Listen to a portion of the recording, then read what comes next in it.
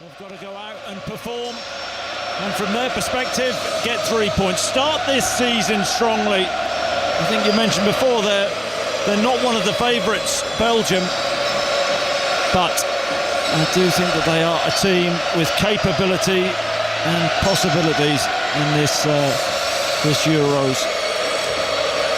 Slovakia will be hoping to upset the party, much as Romania did against Ukraine earlier, as we heard on 5 Live. Their first victory at a major tournament for 24 years. And if, as expected, Belgium do win this group, it has blown the race for second wide open.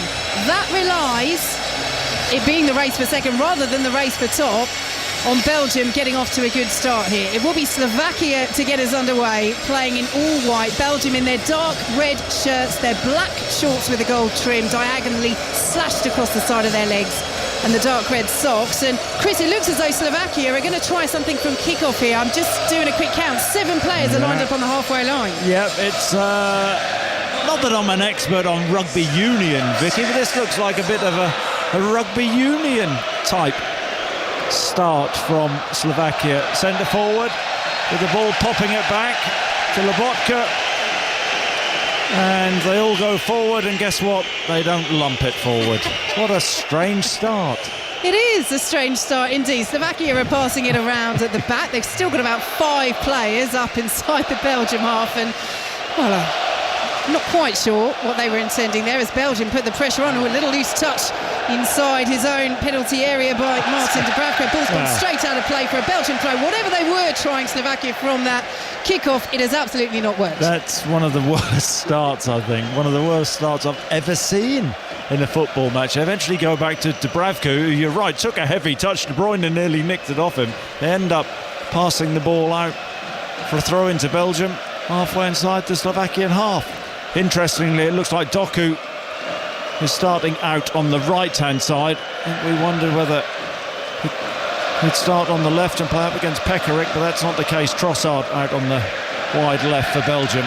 Yeah, they've started with a back 4, Belgium. We'll see how fluid that is and whether they switch to a 3 at any point. We'll take you through the teams in a moment. But Slovakia head the ball forward to their striker, Robert Bojanik. Intercepted by Belgium. Slovakia pick it up on the halfway line. Once again, Lukaku almost getting a foot in, but Slovakia once again get there first and send it all the way out to the 37-year-old Petr Pekarik, who's at right back for them. So Belgium with Koen Casteels in goal, 31 years of age, making his major tournament debut. He's been to 2 before, but unable to displace Thibaut Courtois, who, as we were hearing in the build-up with Steve here on 5 Live, not in the squad. Depends who you ask about that. Is it injury and fitness? According to his manager, Domenico Tedesco. Courtois not too happy about that designation. I think he posted a couple of Pinocchio emojis. It's been a remarkable falling out, and there has been a falling out between the two of them. He's one of the best goalkeepers in the world, the best in Chris Sutton's opinion, and he's not here with these Euros as Belgium come down the right-hand side. It's Doku of Manchester City. Lukaku's in the centre, he's still going. What a run this is. De Bruyne's there. Lukaku, great save to Dubravka, and he gathers at the second attempt. Early big chance for Belgium, and it's all about the run on that right-hand side from Jeremy Doku. Well, it's dazzling from Doku, out on that right-hand side, picks the ball up inside his own half and just drives into the box, tries to square it to De Bruyne, who gets a touch, and Lukaku from 6 or 7 yards. If he goes to the side of Dubravka, Belgium they would have been 1-0 up, they should be 1-0 up. That's a huge opportunity, went for power. Should have gone for placement there, Lukaku. Yeah, absolutely. Dubravka did what he had to do, but as Chris says, Lukaku really from that range shouldn't have given him the option, as the ball is sprayed out to this left-hand side. Trossard of Arsenal shielding his eyes from the sunshine, but the ball is over his head, and Pekarik will take this throw for Slovakia. So, Casteels in goal for Belgium. The back 4 of Castagna, Fulham, De Bast, Fass of Leicester, and Carrasco. Ahead of them, it's Everton's Onana and Nottingham Forest Orel Mangala, with Arsenal's Leandro Trossard, Manchester City's Kevin De Bruyne, and City teammate Jeremy Doku supporting Romelu Lukaku, who's spent the season out on loan again from Chelsea, this time with Roma up front, as Slovakia have the ball just inside their own half. They have Newcastle Dubravka in goal. The back four of Pekarik, Vavro, Skriniar, their experienced captain, and Hansko. Ahead of them it's Kuska, formerly of Watford, Lobotka, and Duda with Schranz and Hraslin supporting their number 9, Robert Bojanic, up front as Slovakia win a throw midway through the Belgian half on this right-hand side. 4 minutes played. It's goalless here on 5 Live and BBC Sounds. Lobotka just when they're in possession, Slovakia just getting in between the centre halves, and he's like their quarterback, making the play, just keeping possession, getting a foothold in the game now. The Slovakians after Lukaku early miss. Yes, longest spell of possession in these early stages, but they've lost the ball now, and it is all the way through with Kun Casteels. You were saying before the game, Chris, you think that Domenico Tedesco should have sorted it out with Thibaut Courtois? Yep, and that in many respects puts a great deal of pressure on Casteels to perform, and the questionable back line is forced upon Tedesco. Here is Romelu Lukaku, almost in behind. He is in behind. Dubravka did just enough to put him off. Picked up by Trossard. Left-hand side of the penalty area. Dubravka getting there, does really well. Gets back to the edge of his 6-yard box as Lukaku shrugs his shoulders in frustration. Just managed to stretch out a big white glove and get a touch on that ball back in from Trossard, claim and bowl it out for Slovakia. But another let-off and another opportunity for Belgium goes begging inside the opening 5 minutes. Yep, another big opportunity for the Belgian centre forward. There's a gaping hole in the centre of that Slovakian back line. He nicked the ball ahead of Dubravka, who was in no man's land, but got back and clutched the ball from the Trossard cross, which materialised. Hraslin won't keep that in on the left-hand side for Slovakia, and Belgium have a throw deep in their own territory. Goalless here in the early stages in Frankfurt as the Slovakia fans away to our left in the red, white and blue raise their hands and clap in unison, urging their team on. As Belgium give the ball away inside their own penalty area. Could be an opportunity here. It's straight to Casteels, but the follow-up is in. Slovakia have taken the lead. What a huge goal this is in Group E, in what is turning into a very topsy-turvy group indeed.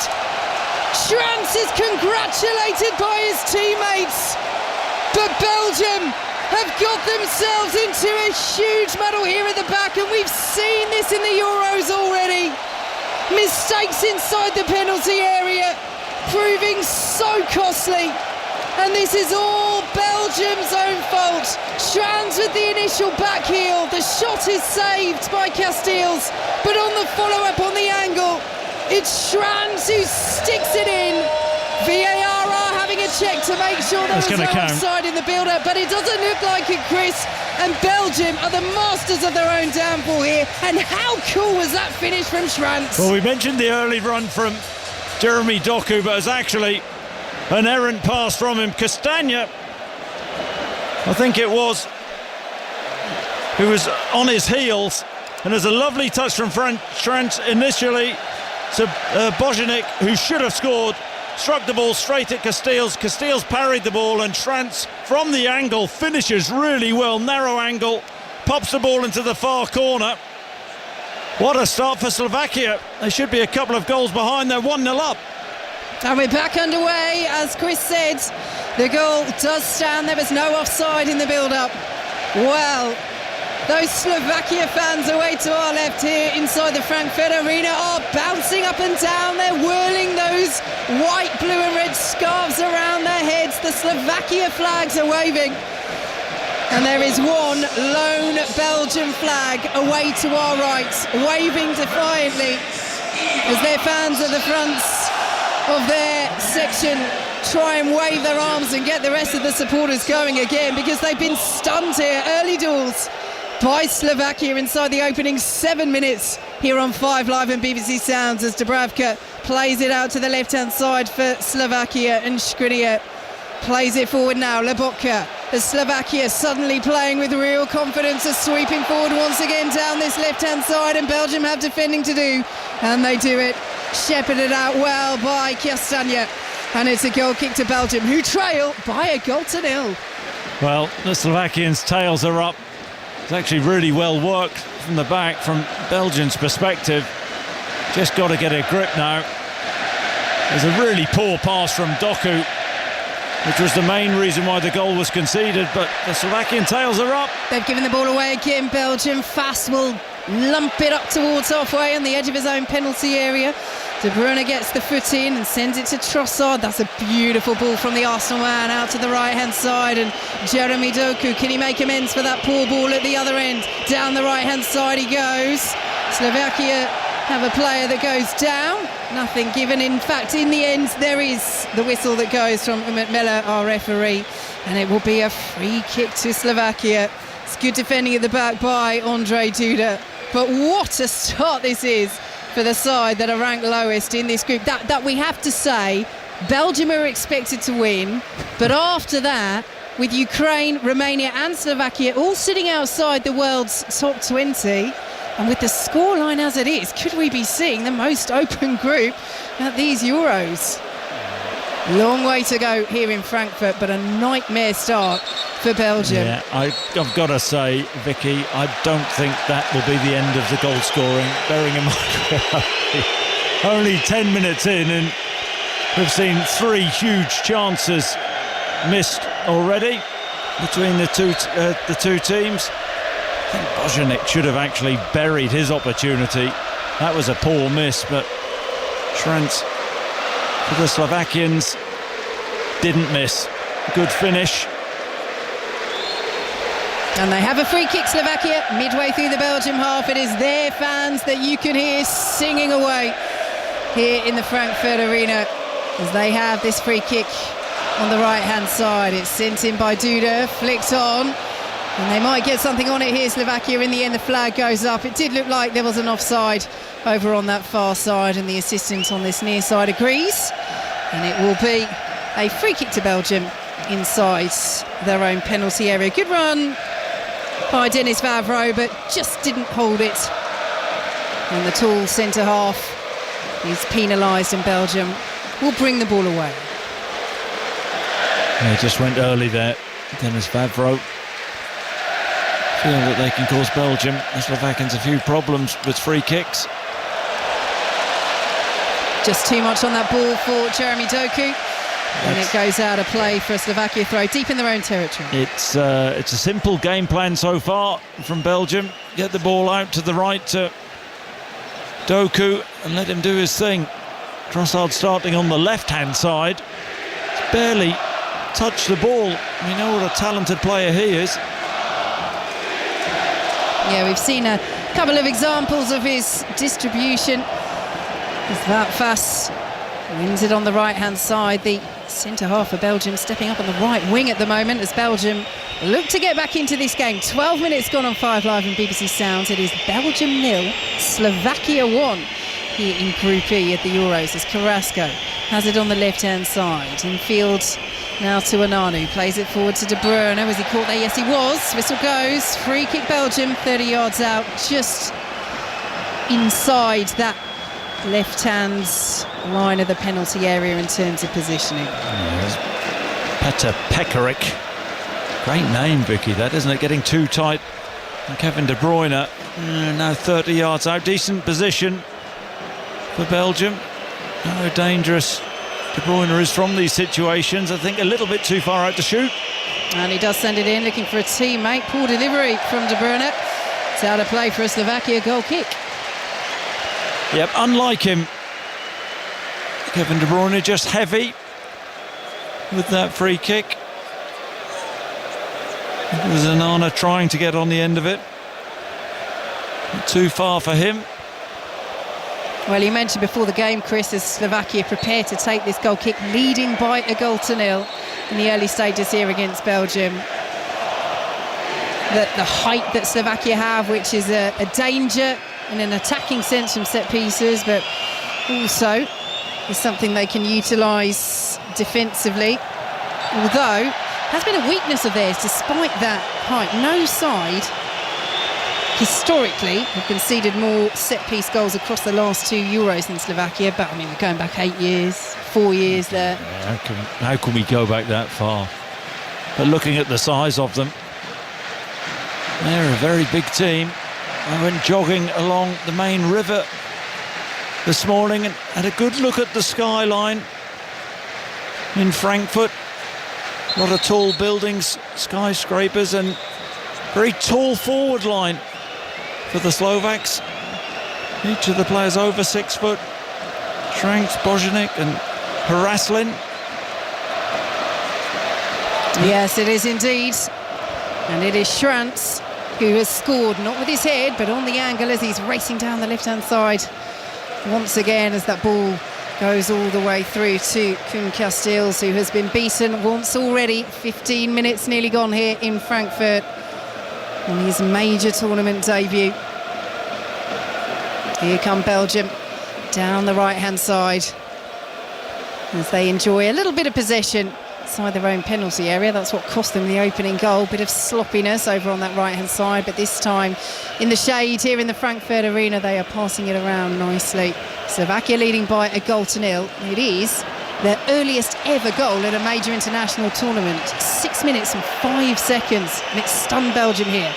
So they look to hit back with Doku down the right-hand side once again. Tricky feet, goes for goal. It's cleared away by Skriniar, the Slovakia captain, and out for a throw, but he's looking so lively down that right, Doku. Well, Hansko, the Slovakian left-back, needs help, and I think he's having a word with Andrzej Duda there and saying, you've got to help me double up, because 1v1 situations, Doku can drive the outside, the inside, almost impossible to defend against. He's that good. And he's listening, Duda. He's gone back almost into a back five initially there. Now steps up back into central midfield, which is his more usual position, as Belgium opts to come down the left-hand side this time with Leandro Trossard up against Pekarik. And Trossard will now find De Bruyne. Goes for the 1-2. Very good challenge by Pekarik. And he gets the touch of Trossard as well. And Martin Dubravka and the Slovakia fans behind his goal enjoyed that. Goal kick Slovakia. They still lead by a goal to nil. 16 minutes gone. Pekarik, really important challenge from Mr. Zuva Lasig, as he's called by the Hertha Berlin fans. Mr. Reliable, 37 years old. Outstanding career. Didn't switch off then. Yeah, he's a real club legend at Hertha Berlin. He's only made a smattering of appearances for them over the last couple of seasons, but at 37 years of age, they use him wisely, they use him sparingly, but still for Slovakia, he is such an established figure. It's going to be a real test for him against the pace of the likes of Doku, who's at the moment over on the right side, and Trossard on this left, as Belgium have a player down on the edge of the centre circle. Referee happy for play to continue for now, as Wout Faes has the ball, and the whistle eventually will go from our referee to check that Amadou Onana is okay. Looks as though he is. He's getting back up to his feet in the centre circle, and Belgium still trail by 1-0. Yeah, just goes up for a header there, Onana does, with Duda, and falls awkwardly back on his feet. So here come Belgium down this right-hand side. Here is Castagna, sends it back to Faes. Now Castagna once again, a little loose touch, and Haraslin is in there, and Haraslin is fouled. And Slovakia have the free kick just inside their own half. How impressed have you been with their start to this game, Chris? 17 minutes gone, Slovakia who lead by 1-0. Well, bearing in mind they could have conceded a couple of early goals, but that goal seems to have given them a great deal of confidence. Actually, I was, before the game, thinking that they were going to play counter-attack Slovakia. They're being brave and pressing Belgium quite high, but that does have its dangers, of course. Well, he's out there on the edge of his technical area there, manager Francesco Calzona. Watching his side, trying to break forward again, this time with their striker Robert Božanic. And Faes concedes the corner. Yep. I'll tell you where they have been good, Slovakia. Every time midfield player gets on the ball, one of the three forwards is stretching that Belgian backline, making a run in behind.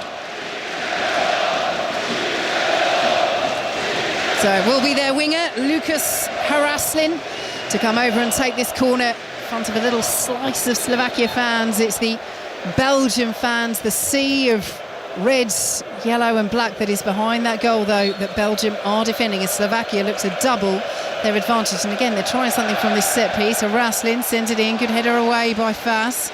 Slovakia will cushion that header down through Lobotka, midway through the Belgium half.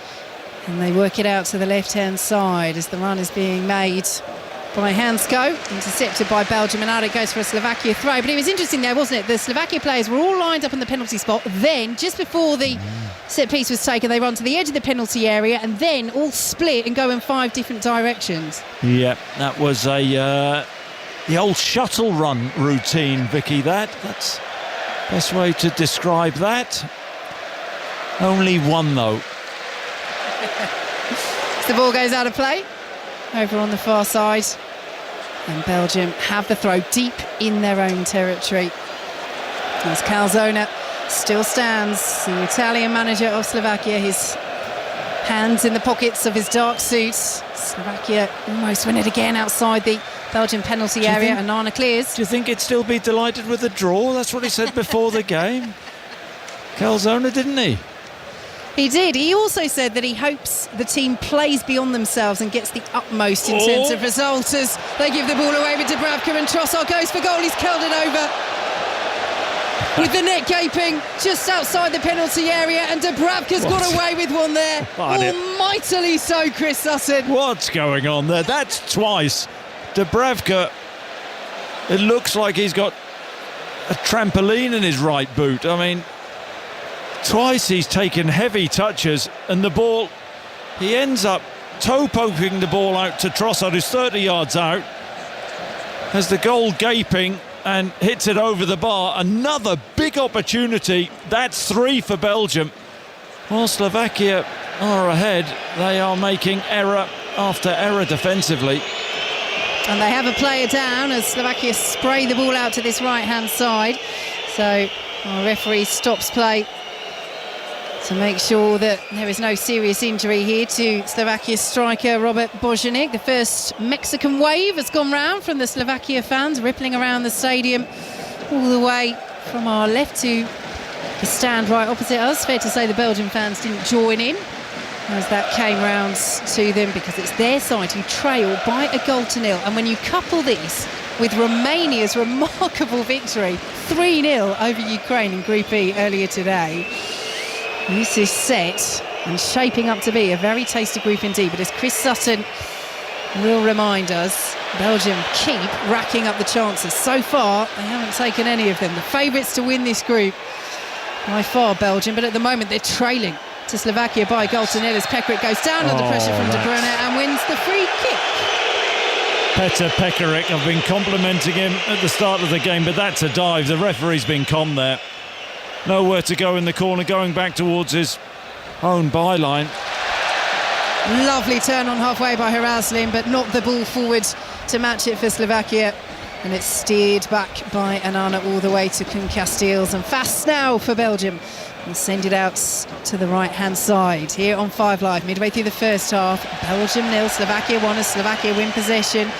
Once again, all the reaction to the Euros today on the Football Daily, and of course the T20 World Cup going on as well. Do check out all the latest from there on the TMS podcast. You can download both of those from BBC Sounds as the ball is won by Slovakia on the edge of the area. A couple of blocks as Bojanik got the shot away, and Belgium do manage to clear up towards halfway, but at the moment they just cannot retain possession, the Belgians, and Slovakia have it once more, leading by 1-0.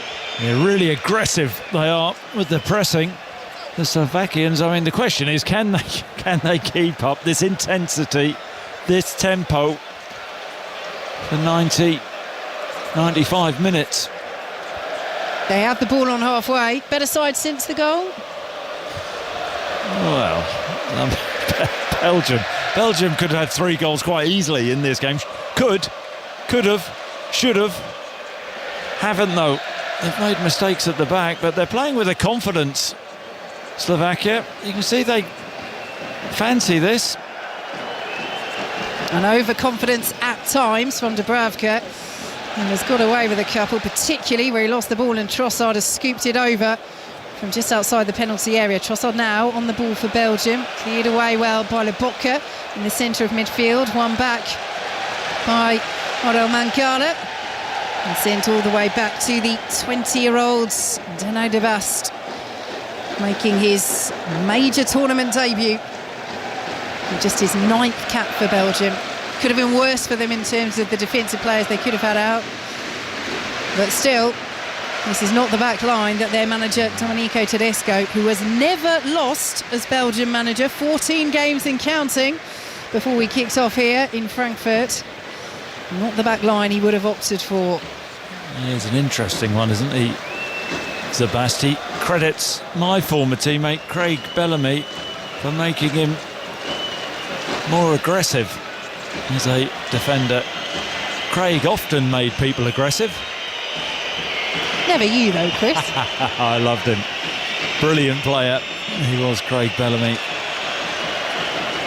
And Arna wins the header for Belgium, sends it forward, looking for De Bruyne, but again Slovakia are doing really well just to knock the Belgian players out of their rhythm. It's the advantage is played as they win that ball by our referee Umut Mella, and it's all the way back with Martin Dubravka in the turquoise kit, sends it out to the turquoise booted Denis Vavro, who plays it forward. It's intercepted by Castagna, who dinks it over the head of Hansko, and Doku has it over on that far side. Here is Jeremy Doku. Good interception by Hansko, and then is roared as he plays the ball out for a Belgium throw. Belgium 0, Slovakia 1.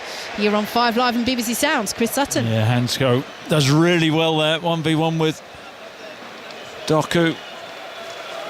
She makes a challenge. I think that's the first challenge he's actually got in on Doku, and is probably going to have to make plenty more throughout the course of this game. Ball bounces all the way through to Martin Dubravka once more, and he takes his time in that weak sunshine inside his penalty area, and then exchanges passes with Lobotka, but he's given it away again. Dubravka, that's a poor clearance from the Newcastle goalkeeper, and Carrasco's picked it up on this left-hand side. Infields to Mangala, and now Trossard. De Bast has stepped up from central defence. I think I've mentioned Lukaku for about 15 minutes. Let's see if we mention him here. Trossard has it taken off his toes. Lukaku waits in the centre. Ball bounces out of play for a Slovakia throw. Not getting the service at the moment at all, is he, Lukaku? Well, he's had a couple of big chances in this game, but no, hasn't had too many touches in recent times. I don't think he's experienced enough not to be mulling over those missed opportunities. But the way this game has panned out, I'm sure he'll get another opportunity or two. Tedesco will be scratching his head how his team are behind. But behind they are by a goal to nil here in Frankfurt on 5 Live and BBC Sounds, as Belgium have it with Fast just outside their penalty area. Here is De Bast, sends it out to this left-hand side, and Carrasco, and now Trossard coming short, goes down, draws the foul from Pekarik. I think the referee is just going to have a word with Petr Pekarik here, the veteran defender, and Pekarik is coming over to receive that word, and it will be just that, a telling off and not a yellow card. Well, I thought you only got away with challenges like that and not receiving a yellow card in the 1980s. Ploughs into the back of Trossard, does Pekarik, and gets away with it there. I thought that should have been a certain yellow card. Trossard back on his feet, limping away. I think the Belgian manager Domenico Tedesco agrees with you. He's just given some instructions as well during that little stoppage in play to Yannick Carrasco as well, as Belgium look to get back on level terms. 27 minutes played in this first half here in Frankfurt. They still trail Slovakia, the lowest ranked side in this group, by a goal to nil.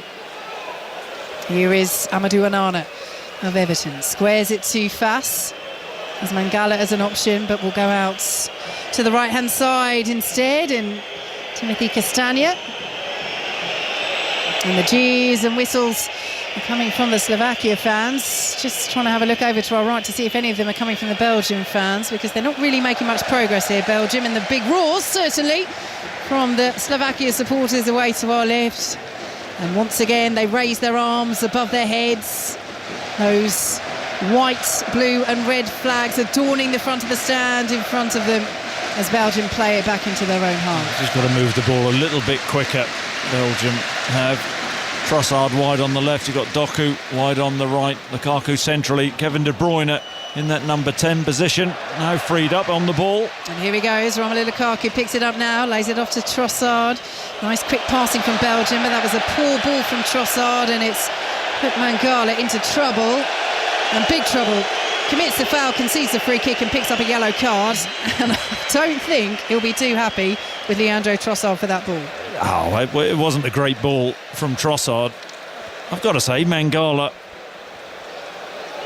a little bit late with the challenge on Harris Lynn, but if I was Mangala, I'd be having a word with the referee and saying, well, how have you booked me when you didn't book Petr Pekarik? You do like saying that name, don't you? We can full name him the whole game if you want, Chris. That's fine with me. Slovakia have the ball over on the left-hand side. Here is Ondrej Duda. Played forward now by Kucka. Haraslin will pick it up. Nice little 1-2.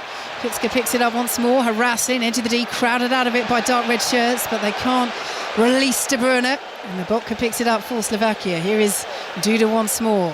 Play to the edge of the D and Kucka, but he's almost lost it. Lobotka, though, great anticipation. And plays it out to the left-hand side where Hansko is waiting. Belgium get the block in, Slovakia throw. Yeah, Lobotka so far has been brilliant, like a little terrier in there, isn't he? Snapping, shadowing De Bruyne, and everything going through him in their build-up play. Here he is again. Yep, on the ball on the halfway line, Stanislav Lobotka. He's a huge player for them. He's their reigning player of the year. Second time in a row he's won that. Actually played under Francesco Calzona at Napoli in the second half of the season. That's an interesting story. More on that in a moment, because Slovakia coming forward again, but the shot in the end is tamed from Robert Bojanic, and Castells is right behind it. Yeah, they had a bizarre build-up, managerially speaking, to these Euros. Manager Francesco Calzona was also managing Napoli in the second half of this season from February until the end of the campaign. Antonio Conte has now taken that role. Didn't have a great time there either. Just 3 wins from his 16 games there as Belgium passed it around their own penalty area. 2 jobs, Vicky. What did they expect? Well, the Slovakian FA, in the build-up to the Euros, a major tournament, the Slovakian FA did release a statement about it. As De Bruyne brings it forward, plays it back to Mangala, out to the left-hand side, and Yannick Carrasco now, as the cheers and whistles come from the Slovakia fans because their side are leading by a goal to nil. 14 minutes to go until half-time here on 5 Live and BBC Sounds. Here is De Bruyne, surrounded by white shirts immediately, but squeezes it out to the left-hand side, and Yannick Carrasco.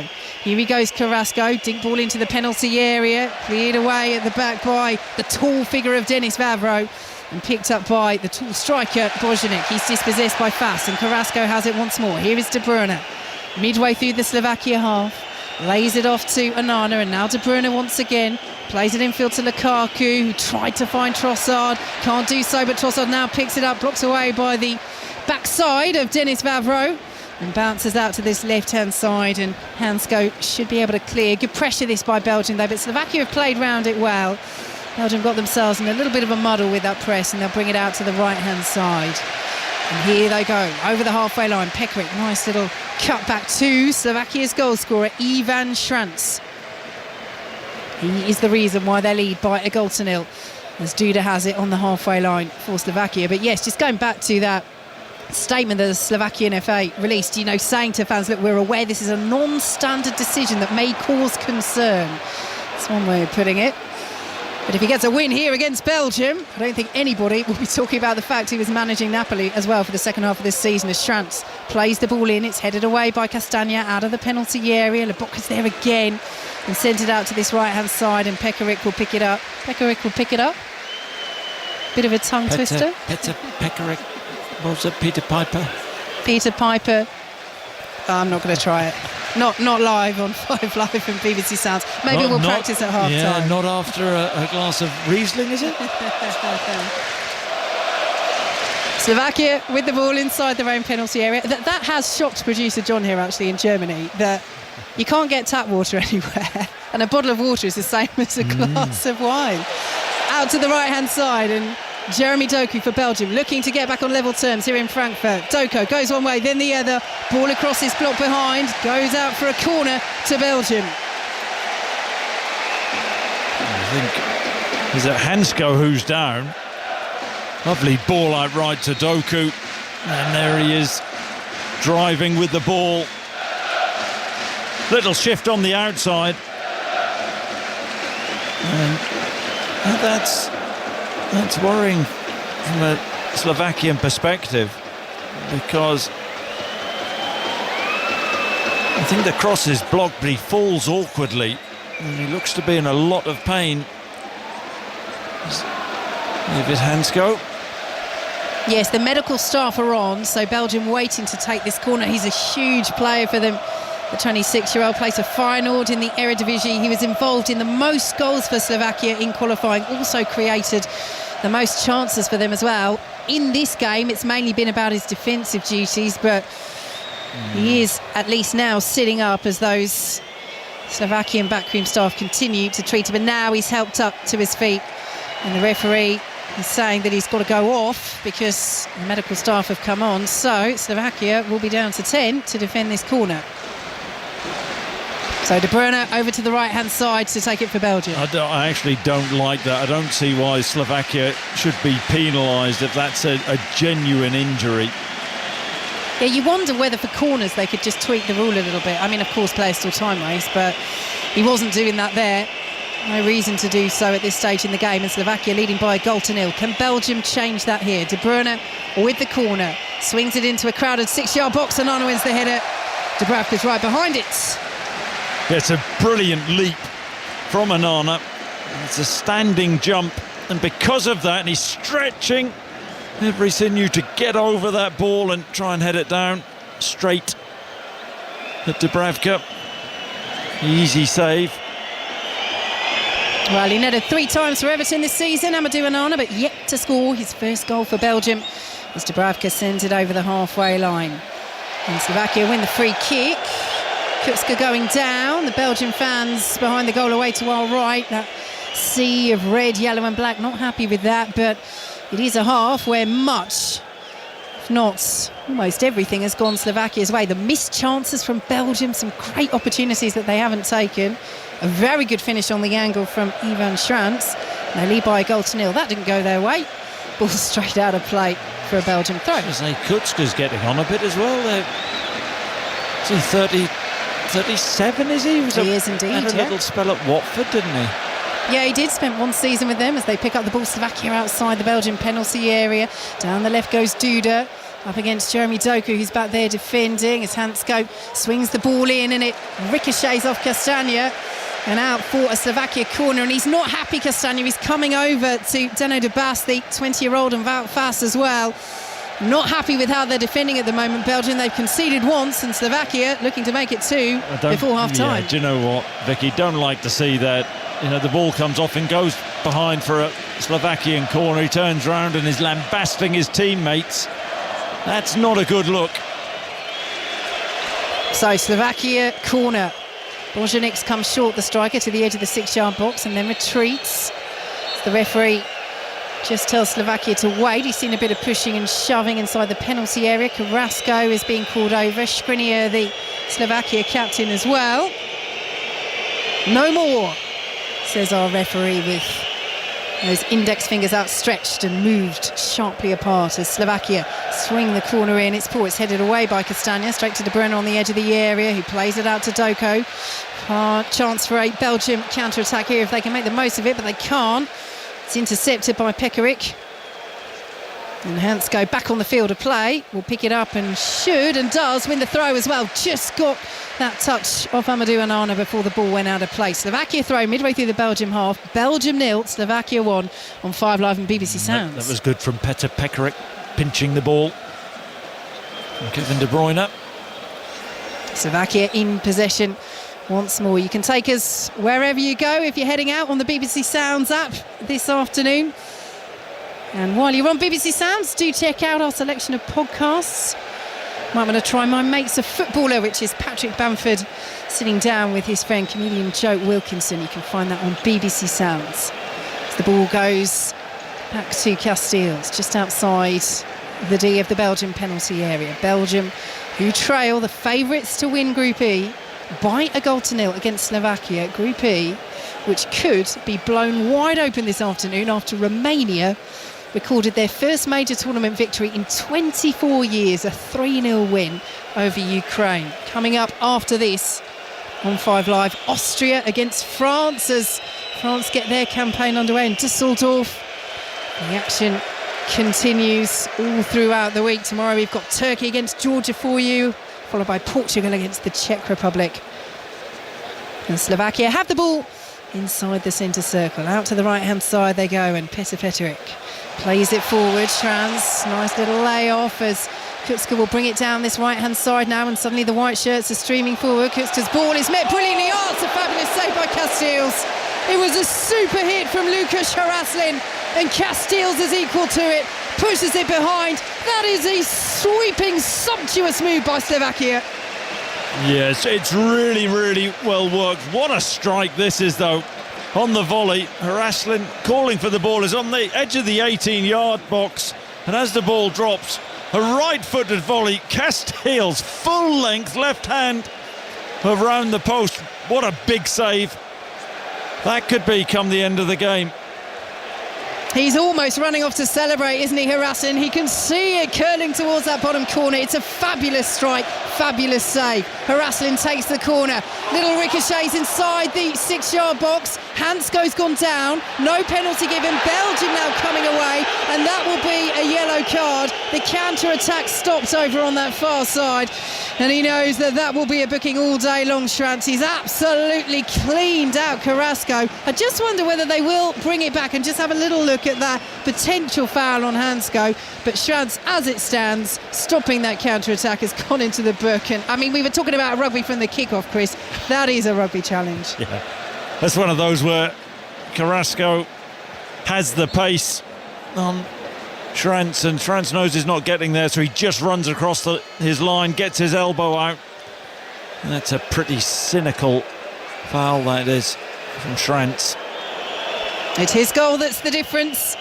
4 minutes plus added time to play in the first half here in Frankfurt. As well, Fass picks it up for Belgium. Out to the left-hand side he goes, and De Bast midway through his own half, out to the left-hand side now in Carrasco as Domenico Tedesco stands with the hands in his pockets of his dark trousers as Lukaku could be in behind here. Lukaku can't make the most of it. One-on-one with Dubravka. He had defenders chasing him. They did enough to put him off. But again, it's another chance that goes begging for Belgium's main man, Romelu Lukaku. Well, in truth, in this first half, it's been lousy Lukaku. Wonderful ball from Carrasco, right-footed in between the centre-halves. Too easy the way Lukaku gets in, and he takes a heavy first touch. And he could slot the ball past Dubravka, tries to go round him, and his touch actually so heavy it goes behind the goal. That is 3 huge opportunities which Romelu Lukaku normally gobbles up.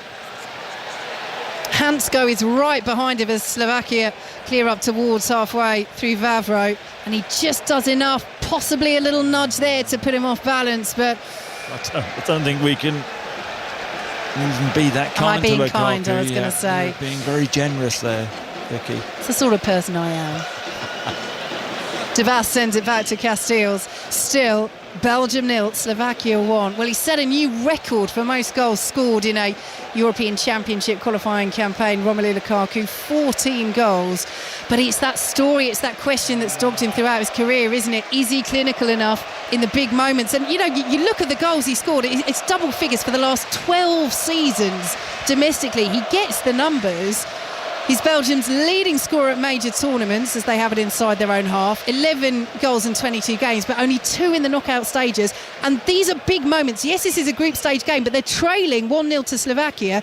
And Lukaku, at the moment, is not taking those opportunities in these big, crucial moments for Belgium. No, and as much as we've given Slovakia credit, you know, we are talking about not half chances, gilt-edged opportunities. And you expect at this level for Lukaku to gobble those opportunities up. And a player of his quality as well. That's why he's so frustrating.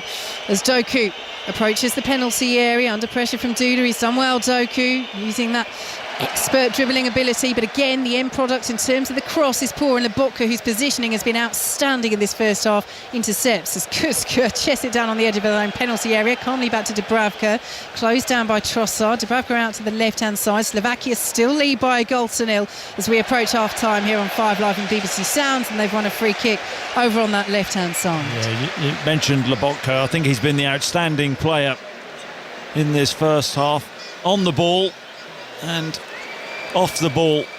There haven't been many times where De Bruyne has had real freedom, and he's going to be an integral part of this Slovakian team if they want to progress out of Group E. Just seeing the Castile save from Raslin, that effort, great technique, right-footed volley, and Castile's equal to it with a big left hand, big Belgian left hand. Slovakia in possession on this right-hand side. It's cleared away by Carrasco, and Trossard under pressure will steer it back to Onana, who goes back to Castiles, who, as Chris says, has made that superb stop from Haraslin. Haraslin, who was Slovakia's top scorer in qualifying, 3 goals in 5 games. Ball goes out of play for a Slovakia throw. It is a real strength of their side. I mean, we mentioned it in the build-up, you know, do they have that out-and-out star forward? But they have goals that come throughout the team. They had numerous goal scorers in qualifying. It's a real strength of theirs, 11 in total as we enter 2 minutes of added time, and that's it. If you've got players that can score all throughout the team versus a star striker in inverted commas who we know has the quality but doesn't always do it on the biggest stage, what do you take? Yeah, it's an interesting argument, isn't it, that? I mean, you'd prefer to have that striker, someone who's reliable, but if you haven't got that, you've got to spread it around, and they've done that pretty well. They have the Slovakians. Slightly risky ball across the box by Dena de Bas for Belgium, and that's a brilliant clearance upfield, and it will be latched onto by Belgium inside the Slovakia penalty area. They're all appealing for it. It's going to be offside given over on the far side. I think the referee had gestured for a goal kick anyway, but Doku again getting in down the right. Your assessment of Doku in this first half, Chris? Well, he started so well, didn't he? I think in the first minute, had that dazzling run from inside his own half. I just wonder, that was his mistake for the Slovakian goal, whether that's affected him. Skriniar there celebrating, the Slovakian centre-half, getting a challenge in on Doku.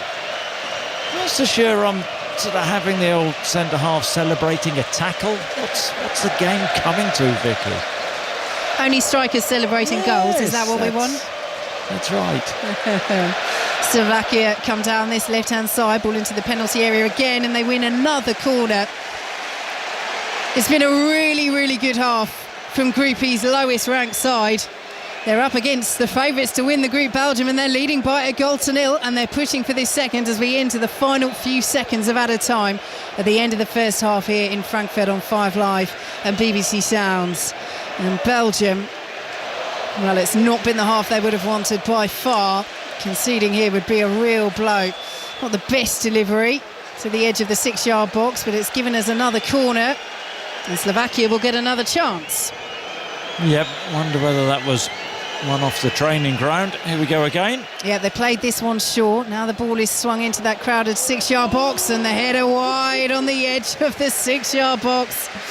What an opportunity that was for Juraj Kucka, the former Watford man. Just didn't get his angles right, and it's behind for a Belgium goal kick, and Slovakia still lead by just the goal to nil, and they will lead by the goal to nil at half-time. Well, we had quite a start to Group E when Romania beat Ukraine by 3 goals to nil. This could rival that, because a huge shot could be on. Slovakia, the lowest ranked side in the group, lead Belgium by a goal to nil at half-time. Chris Sutton. Yeah, you're right, Vicky.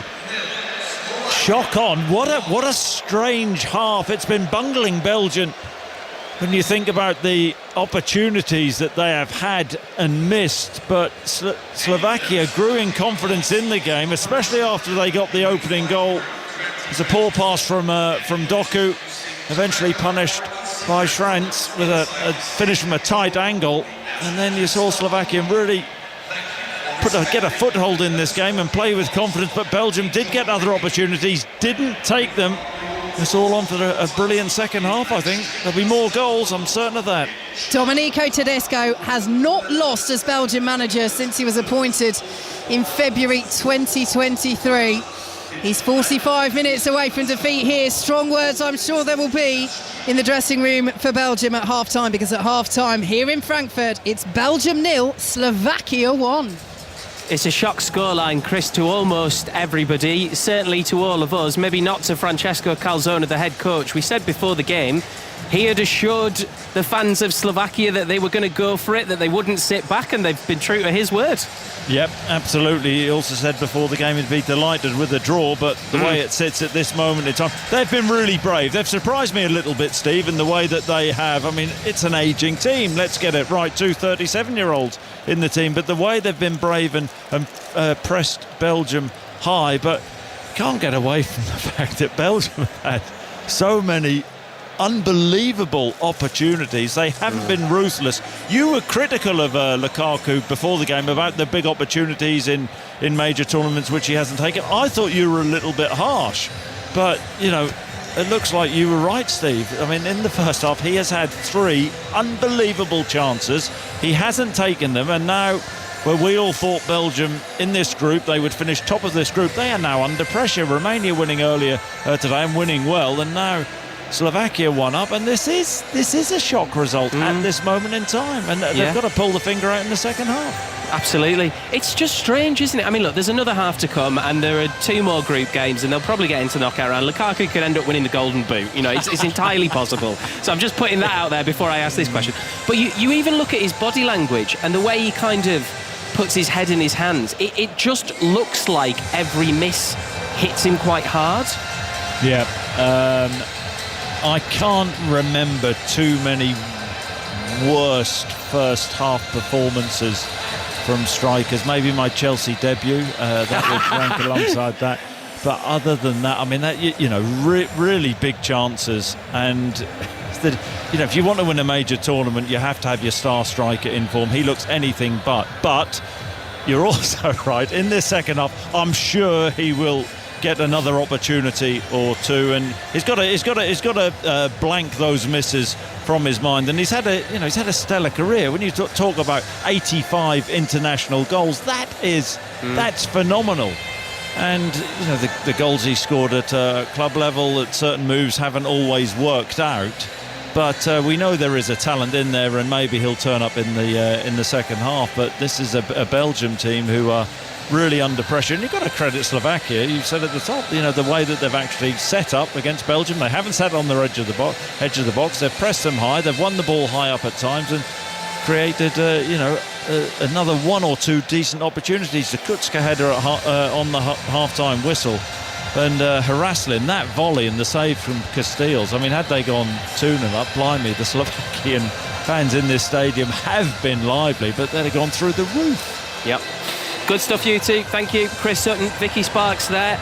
Very interesting start to Group E, isn't it? So Belgium 0, Slovakia 1 at half-time. Earlier in the other game in the group, Romania 3, Ukraine 0. Romania's first win at a major tournament for 24 years. We're going to hear from their manager, Edward Iordanescu, shortly. We'll also tell you more about the news that Ryan Porteous, who was sent off for Scotland in the 5-1 defeat to Germany, is now going to miss an extra game. So his group stage is over, and of course that means his tournament is over if Scotland aren't able to get through to the last 16, but they've still got 2 games to go, of course, to try and book their place. So Iordanescu on the way, second half commentary, and we'll make our first trip to Dusseldorf ahead of Austria versus France. We'll do all of that after the news with Fraser Denton. The voice of the UK. And the home of the Euros and the general election 2024. This is BBC Radio 5 Live. Thank you, Steve. Good evening. A BBC investigation has found evidence that children with special educational needs have been bullied, mocked and physically abused by some members of staff at a school on Merseyside. An undercover reporter for Panorama secretly filmed some of the incidents.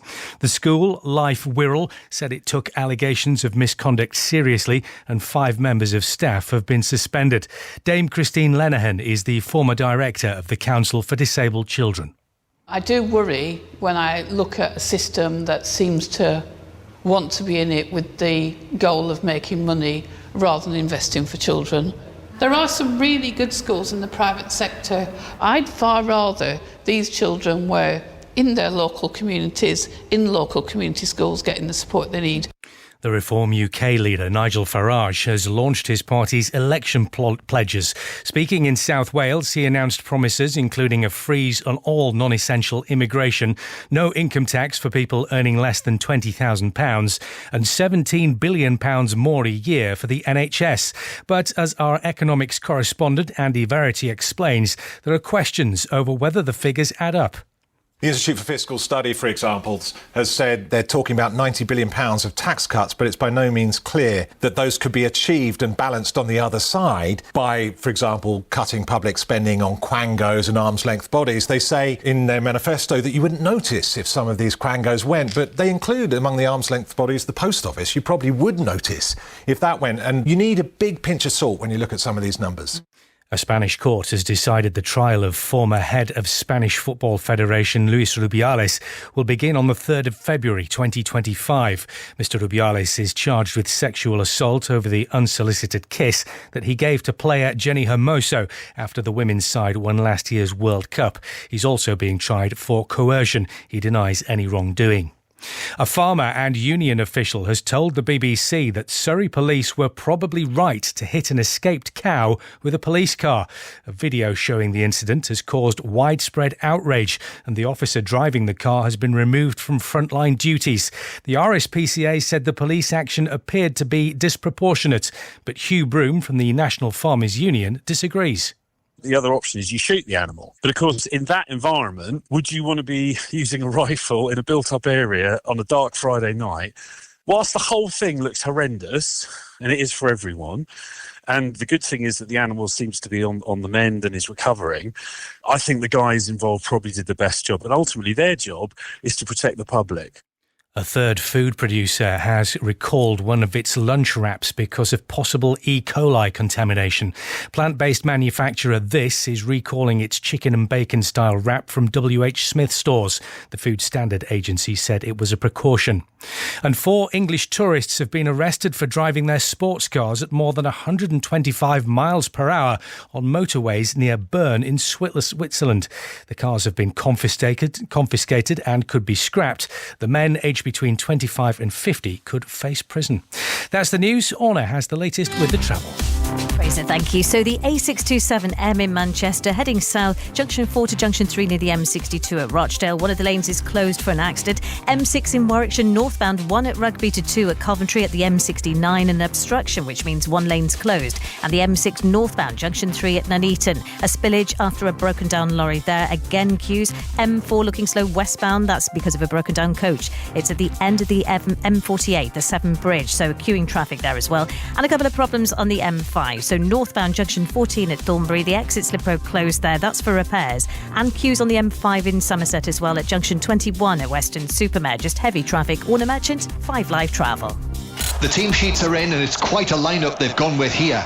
Kyle Walker and Micah Richards, Lineker, Savage, Chapman, Shearer, Cates, Bamford, Sutton, Crossman, Rooney and Mbappe. This is just getting silly now. From My Mate's a Footballer, 606, and sporting giants Kylian Mbappe, 5 Live has the perfect lineup of podcasts to accompany the Euros. What a goal! Listen on BBC Sounds. This is 5 Live Sports with Steve Crossman. Euro 2024 Deutschland. I haven't heard that trail before. Just pleased to make the starting lineup, to be honest with you. Good afternoon. Welcome back to Berlin. We're live from our studio at the Brandenburg Gate. Euro 2024, of course, well underway. And by the way, while we're talking about podcast plugs, the Football Daily on BBC Sounds, our latest episode, bit of a bonus episode, which is all about last night, England's win over Serbia, how to get the best out of Phil Foden, the brilliance of Jude Bellingham. I had Conor Cody and Micah Richards with me a little bit earlier, and you can listen to that as a podcast. Right now, bit of news. Scotland defender Ryan Porteous is going to miss their final 2 group games after that red card that he got against Germany. The ban has been extended. UEFA saying his foul on İlkay Gundogan was serious rough play. A big story already today at the Euros. Romania have got their first win at a European Championship for 24 years. They beat Ukraine 3-0 to go top of Group E. Here's their head coach, Edward Iordanescu. It feels fantastic. I say that it's really a historical game for us. Memorable, it's fantastic, and I felt was on Romanian land, because what we saw in the stands was all about Romania today. I'm happy for our players, I'm happy for us, but I'm at least the same happy for the fans. So that was the first game of the day from Group E. The second at half-time, Belgium 0, Slovakia 1. And we'll be back for second half commentary of that shortly. And then we've got France versus Austria, kicks off at 8. All the build-up starts at 7 for Kylian Mbappe, his first match as captain of France at a major tournament. It's like a dream. Like I say, it's like the dream to every player to one time to represent the country, even more as a captain. So I want to do what I can, everything I can do to help the team and to lead the team to success. We saw that many teams play, some teams play good, some teams play bad, but we can't wait. We were on the TV and we were like, it's your turn soon, we can wait. So it's going to be a big pleasure to play, and I hope we're going to win the first game to start well the competition. Let's take you live to Dusseldorf, shall we? Matt Upson, correspondent Jod Murray, good evening. Good evening. Good evening, Steve. And how is Dusseldorf? Dusseldorf is quite warm, actually. I've got a feeling there might be I haven't looked at any weather app. I'm just actually using my instinct, believe it or not, and I've got a feeling there might be a thunderstorm on the way here tonight. It's quite close. Right. Looking forward to seeing France, Matt. They're one of the big draws, of course. Very much so, to be honest. Really looking forward to seeing them. Obviously, brilliant team with brilliant players. So to get a good look at them in the flesh early on in this competition, have a look at the real competition that's going to be in this tournament. I think France are pretty much that marker, aren't they? There is a but, though, John, and I don't know if you heard Julien Laurent talking to us about it yesterday. He was saying that the political situation around France at the moment, with a snap election being called by the President Emmanuel Macron, is going to be very heavily covered within the football team. Contrast that to our general election. You wouldn't expect Harry Kane to suddenly be talking about who he thinks people should vote for. Might be different if Marcus Rashford was here. I think that would you could see that, couldn't you? You would understand why he would be asked the questions, and I can totally understand why the French players are being asked the questions as well. I think it came, didn't it, from an interview that Marcus Thuram gave a little while ago, where he spoke against the far right National Rally Party in France. So I think once one player does that, I think you're probably then opening the way to questions being asked, as they were yesterday to Kylian Mbappe. And of course, you know, there'll be plenty of people who welcome that and actually enjoy hearing players giving their opinions and not being automatons. And you know, I think rather like what Marcus Rashford did, you know, if it's something that you feel strongly about and you're prepared to stand up and say what you think, you know what? Why should people criticise? And I think particularly if you're Kylian Mbappe, you know that he doesn't just do that. He doesn't say what he said off the cuff. You know, he says that clearly because he believes in it, and he thinks that's the kind of thing that he should be saying as the figure that he is, and as the captain of France. Yeah, really interesting quotes as well. He spoke very passionately. He said, "We see very clearly the extremes at the gates of power, and we have the opportunity to choose the future of our country. I call on all young people to go and vote and become aware of the importance of the situation. I hope my voice can carry as much as possible. We need to identify with this country, to identify with our values. I trust the French. Every voice counts. I don't want to represent a country that doesn't correspond to our values." So those are very carefully chosen words, and also very passionately chosen words. Absolutely. And what you're doing there, when he is in the position that he is, I mean, he's a global superstar. To say that, he knows what also comes with that you will be criticised and you will be shot down for what you think. You know, but he clearly feels so strongly about this that he's prepared to put his head above the parapet, and there'll be of course many people who applaud him for that as well. It's also showing leadership, and leadership, Matt Upson, is what they're expecting of Kylian Mbappe on the pitch as well.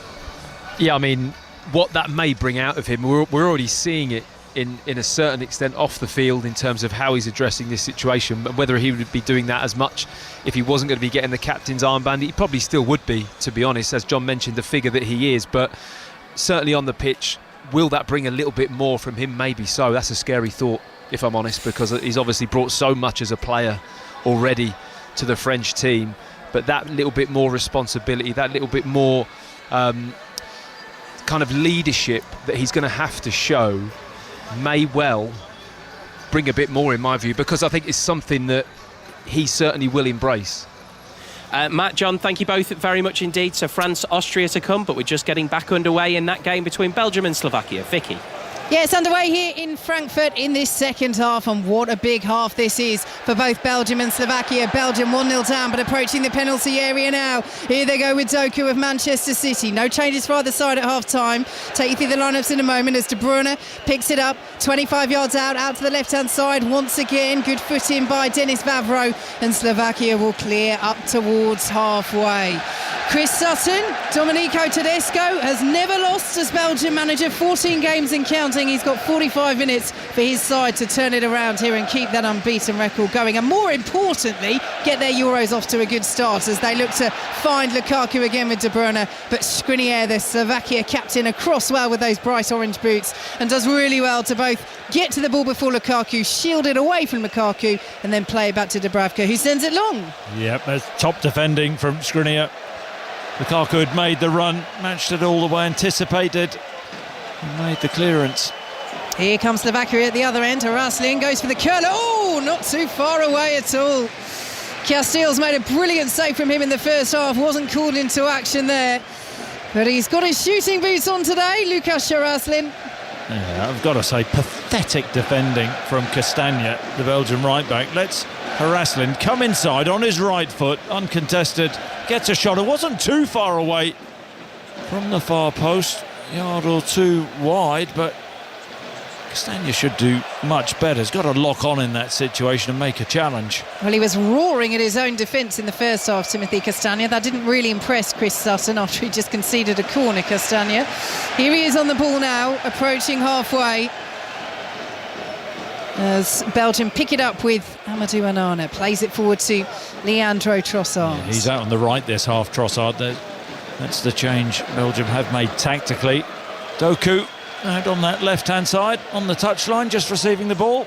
Up against 37-year-old Petr Pekarik, and they've done him there, the little 1-2. Carrasco into the penalty area. Good defending by Denis Vavro. And the ball is all the way out of play for a Belgium throw. So, no changes personnel-wise for either side at half-time. We did see Slovakian defender/midfielder Vernon De Marco warming up for a long time at half-time, but he's not come on yet. So, Belgium with Castells in goal. No Courtois, not in the squad after that falling out / possible fitness issues with Domenico Tedesco.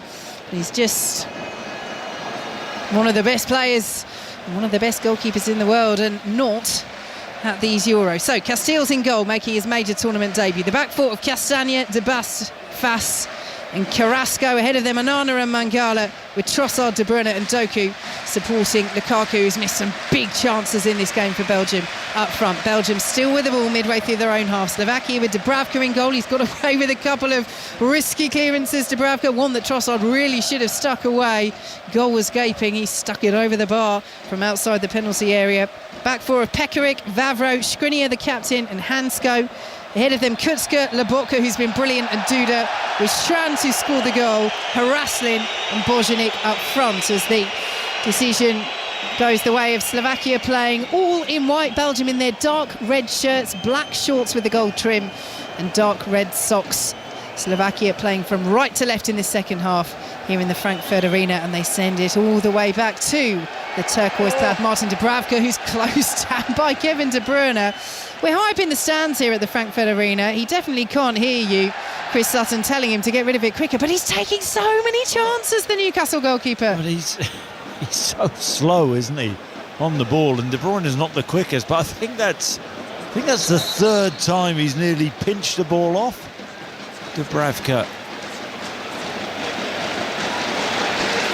So, ball has gone out of play for a Belgium throw. Belgium, 5 minutes gone in the second half. He trails Slovakia here on 5 Live and BBC Sounds by 1-0, but their fans seem to have recovered a bit at half-time. The Slovakia fans away to our left still making noise, but the Belgian fans have found their voices once more, and we can see a few black, yellow and red flags waving behind the goal away to our right. The goal that they are attacking Belgium in this second half. The favourites to win Group E, but they are trailing to Slovakia by a goal to nil.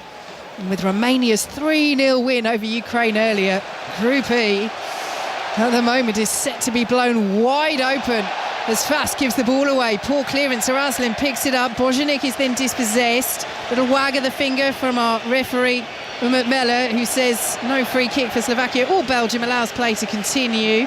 Fast is complaining now. Bojanic is waving the Slovakia fans to raise their voices. So throw to Belgium deep inside their own territory. In fact, it's gone the way of Slovakia. They're about to take the throw. Quickly to the tennis. Russell Fuller. Cameron Norrie's miserable run continues. He's lost to Milos Raonic in the first round of Queens, 11-9 in a deciding match tiebreak. Raonic serving 47 aces, which I believe, subject to official confirmation, is a record for a 3-set match. Thanks very much, Russell. As the ball goes out of play for another throw to Slovakia, who still lead by a goal to nil. Chris Sutton. I was just going to say, before we went off to the tennis there, Fast really casual on the ball, caught on a couple of occasions. As Denis Vavro launches one from the best part of 40 yards that fizzes past Castile's post. Well, when you think your luck's in, not quite for Denis Vavro. Has scored a couple of goals for Slovakia, but my word, that would have been some hit.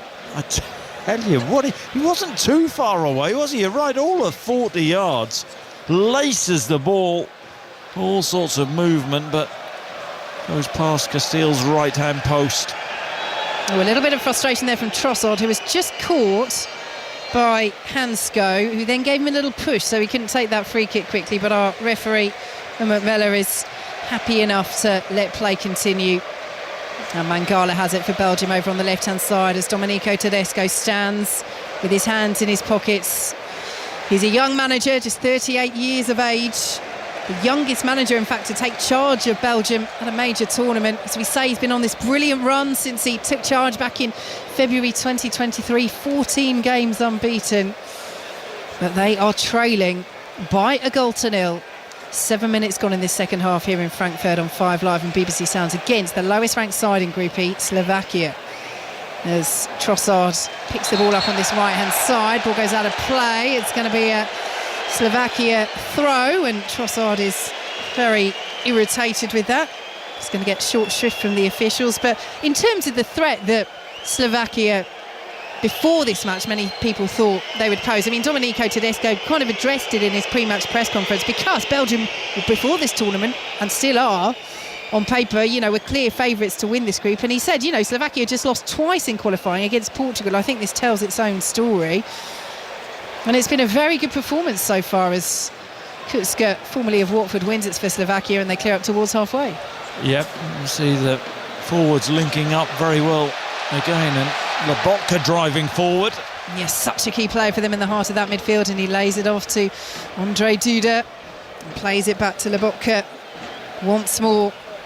And now they have it in a central position with Kutska. Saw the space on the far side, the run made by the 37-year-olds, Petr Pekarik. The two 37-year-olds almost linking up there, but too much on it from Kutska, and Pekarik retreats. But it's interesting as well in terms of that midfield. I mean, they are without now Slovakia on the pitch, although he's part of the backroom staff. Their legendary midfielder Marek Hamšík, who finally retired last year, actually retired in the summer of 2022, and then came back as an emergency call-up when they had a load of injuries last year. But such a huge name, such a Slovakia legend. But in the likes of Lobotka, they've got people that can take charge in that midfield.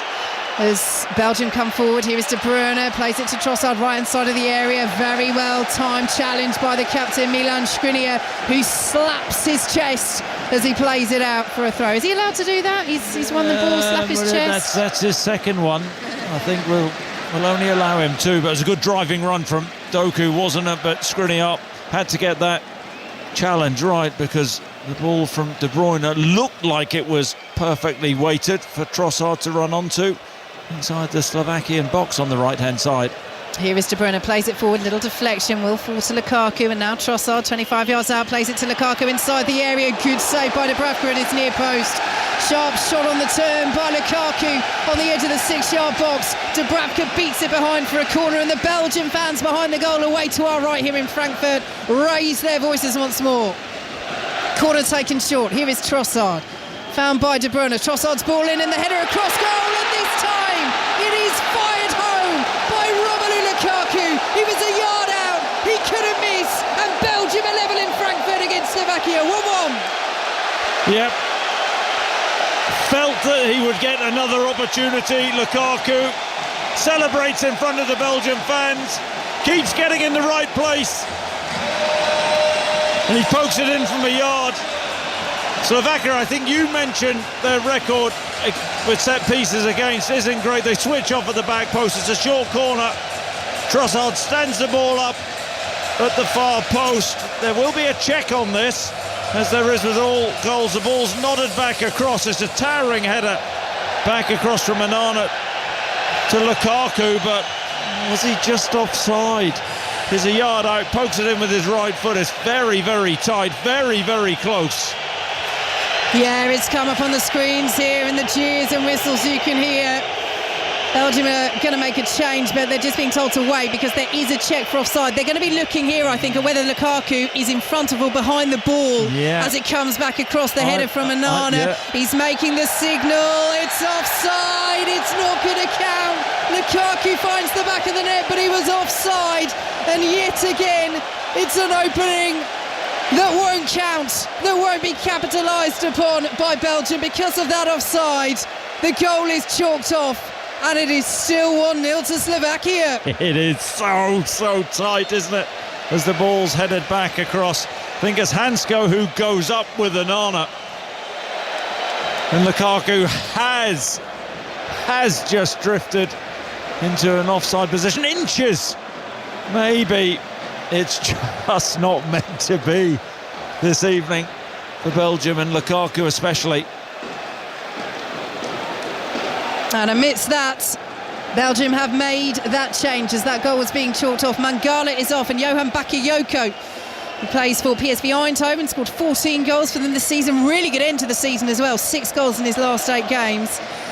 He's being linked with Arsenal at the moment. He's on the 21-year-old as the ball is out to the left-hand side. And again, we've just seen an example of how they're doing this new VAR explanation in the stadium. Flashed up very quickly on the screen, explaining that Lukaku was offside. I mean, we've seen referees announcing decisions in other tournaments at the Women's World Cup. But do you think is it enhancing the in-stadium experience for the fans, just having that explanation flash up on the screen? Because we only know too well from what goes on in England, in the Premier League. Fans are left in the dark, aren't they, with VAR decisions? So that is a really positive thing. Yeah, and having been at the Women's World Cup last year, I think it works better than the referee having to stop and announce it, which obviously takes more time. So, yeah, it's working well. Good implementation by UEFA as De Bruyne picks it up, plays it to Lukaku. Lovely love to Trossard. Trossard drives. Good save by Dubravka. Beats it just out of the danger area as well. And then Trossard trying to win that ball. Commits the foul on Haraslin. Huge cheers from the Belgian fans, but Slovakia have a free kick inside their own penalty area. It is still Slovakia who lead by 1-0. Yeah, well, Trossard with the substitution, Bakayoko coming on. He's playing more in a central position. And it's good link-up, actually, from Lukaku. Hasn't been clean with his link-up this evening, but outside of the left boot to Trossard, who drives on with the ball and fires a right-footed shot. I've got to say, the save from Dubravka down to his left is first class. And Trossard in the follow-up does make a foul on the Slovakian defender. Felt Dubravka would have to make some saves this evening, and he was up to the task then. Yes, he has been called into action, as has Casteels at the other end, but the only goal that has stood is Slovakia's. Ivan Šranc in the first half after just 7 minutes, 6 minutes and 5 seconds, in fact, the fastest goal that Slovakia have scored at a major international tournament. It is only their 4th since they became an independent country after the dissolution of Czechoslovakia.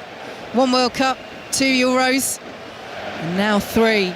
And they could be getting off to an absolutely flying start in this fascinating-looking Group E. Romania 3-0 winners over Ukraine earlier. If Slovakia win this, well... Here are Belgium on the left-hand side. Plenty of time still to play. Half an hour of it. Here in Frankfurt on 5 Live and BBC Sounds as Lukaku takes that ball down, plays it out to the left-hand side and Trossard, and now it's picked up by Doku. He's got a couple of players with him, so wants to go back to De Bruyne outside the penalty area, and now comes down the left-hand side once again. Good clearance away by Dennis Vavro, and it's behind for another Belgium corner, and their fans once again are urged to raise their voices by their players on the pitch. Corner taken quickly. Swung into the penalty area. Slovakia just about get it away. Couple of ricochets on the edge of the 6-yard box, and now they can really counter. The white shirts are streaming forward. Here is Božanic, well held up on the halfway line. Can't hold on to it, Robert Božanic, and Belgium win it back with Carrasco. That was a really important piece of defending. It was, but you know what? I think Lukaku has another opportunity for him. Comes into the area, good header away, but Lukaku does meet it on the volley, side netting, tight angle. Do you know what? Romelu Lukaku, ever since that goal was disallowed, has looked like the striker that we know he can be. Well, yeah, I'd agree to some extent, but that was another opportunity. I mean, you've got to say, is it one of those evenings where Romelu Lukaku, he looks like he can't hit a carriage backside with the banjo. That one, right-footed volley goes into the side netting. I think that's 5 or 6 unbelievable chances. He could have had the golden boot sewn up already this evening. Yeah, he is racking them up. He's had the ball in the back of the net, ruled out rightly for offside as Doku comes down the left-hand side once again. Dubravka out, Bakayoko off the line. Brilliant defending by Slovakia. That's outstanding. They have a player down. The referee's not spotted it yet. Belgium continue to play. And eventually the referee does stop play, and this is controversial. But it's Hansko, I think, who's made that block on the line. He's gone down. He's in the goal mouth. Belgium have the ball on the edge of the penalty area, but the referee's in a difficult position there. How did he make that clearance, Hansko? It's unbelievable. This is from the Slovakian left-back. Doku does brilliantly down the left-hand side, fires across him. Dubravka dives to his left-hand side and parries the ball to Bakayoko, who's 6 yards out. Bakayoko takes a quick touch. He thinks he's scored. Fires a left-footed shot in. Hansko on the line, clears it off the line with his right boot, but his head collides. I think it's with Vavro's knee, so he takes a sore one. It's the right decision. The Belgian fans, you can hear, they're not happy about that. But he's taken a bad blow to the head. But what a save! I'll even let him celebrate that, Vicky. I'm not sure he did, because he got absolutely clattered by his teammate, didn't he? He can in a minute. Yeah. Well, he's having to go off, and again, as Chris says, you can hear the boos from the Belgian fans. But, of course it's frustrating for them, but it's absolutely the right decision. There's no sort of gamesmanship in that. He does get caught by and they can see now, the Belgian fans, all the ones who can see the big screen. He makes the block on the line, and his head, bang, into the left knee of Vavro. That's a sore one. Yeah, and to be fair, the boos and jeers did stop as soon as that replay was shown up on the screen. So, yeah, frustrating, but I think even the Belgian fans can see why that was stopped. And the ball is out of play for a Slovakia goal kick, and now they're whistling because Martin Dubravka's taking his time. But can we just... I mean, he's still not celebrated it, so let us celebrate the brilliance of that goal-saving block on the line again. I mean, you described it brilliantly, Chris, but honestly, that positionally, to get there, you think for all the world that Bakayoko has just come on is going to equalise, and it is brilliant from Hansko, who's back onto the field of play. That's as last-ditch as can be. That's as good as a goal from Hansko. Gotta say, another Slovakian player down. Bakayoko, though, has got to bury that. It's 7 yards out. Dubravka's on the floor. It's quite a tame finish. He thinks if I just side-foot that, it's in, and I sort of understand that in some respects, but I'm going to say it again. How many chances do Belgium need? It is the story what would the of this XG game. be? Very good point. So Raslin, who's down for Slovakia, so we just see a replay of that. He gets an elbow in the small of his back from Castagna. But I think we are, without wanting to do him a disservice, and Chris, I'll be interested in your opinion on this because you told me I was too kind earlier. I think we are getting to that stage where possibly Raslin is staying down a little longer than he might have had to there. Is that being unkind? Yeah, but the Belgians are rattled. Even De Bruyne there, little shove on Bojanic. It's not cool, Kevin. At the minute, the Belgians are fired up, but so are the Slovakians. It's been a really good contest, and Slovakia still lead by a 0-0. Thanks to some brilliant last-ditch defending, some wastefulness from Belgium, and Lukaku's goal being ruled out rightly for offside when he thought he'd levelled things up. He's missed some big chances. The top scorer in qualifying, Belgium's record goal scorer.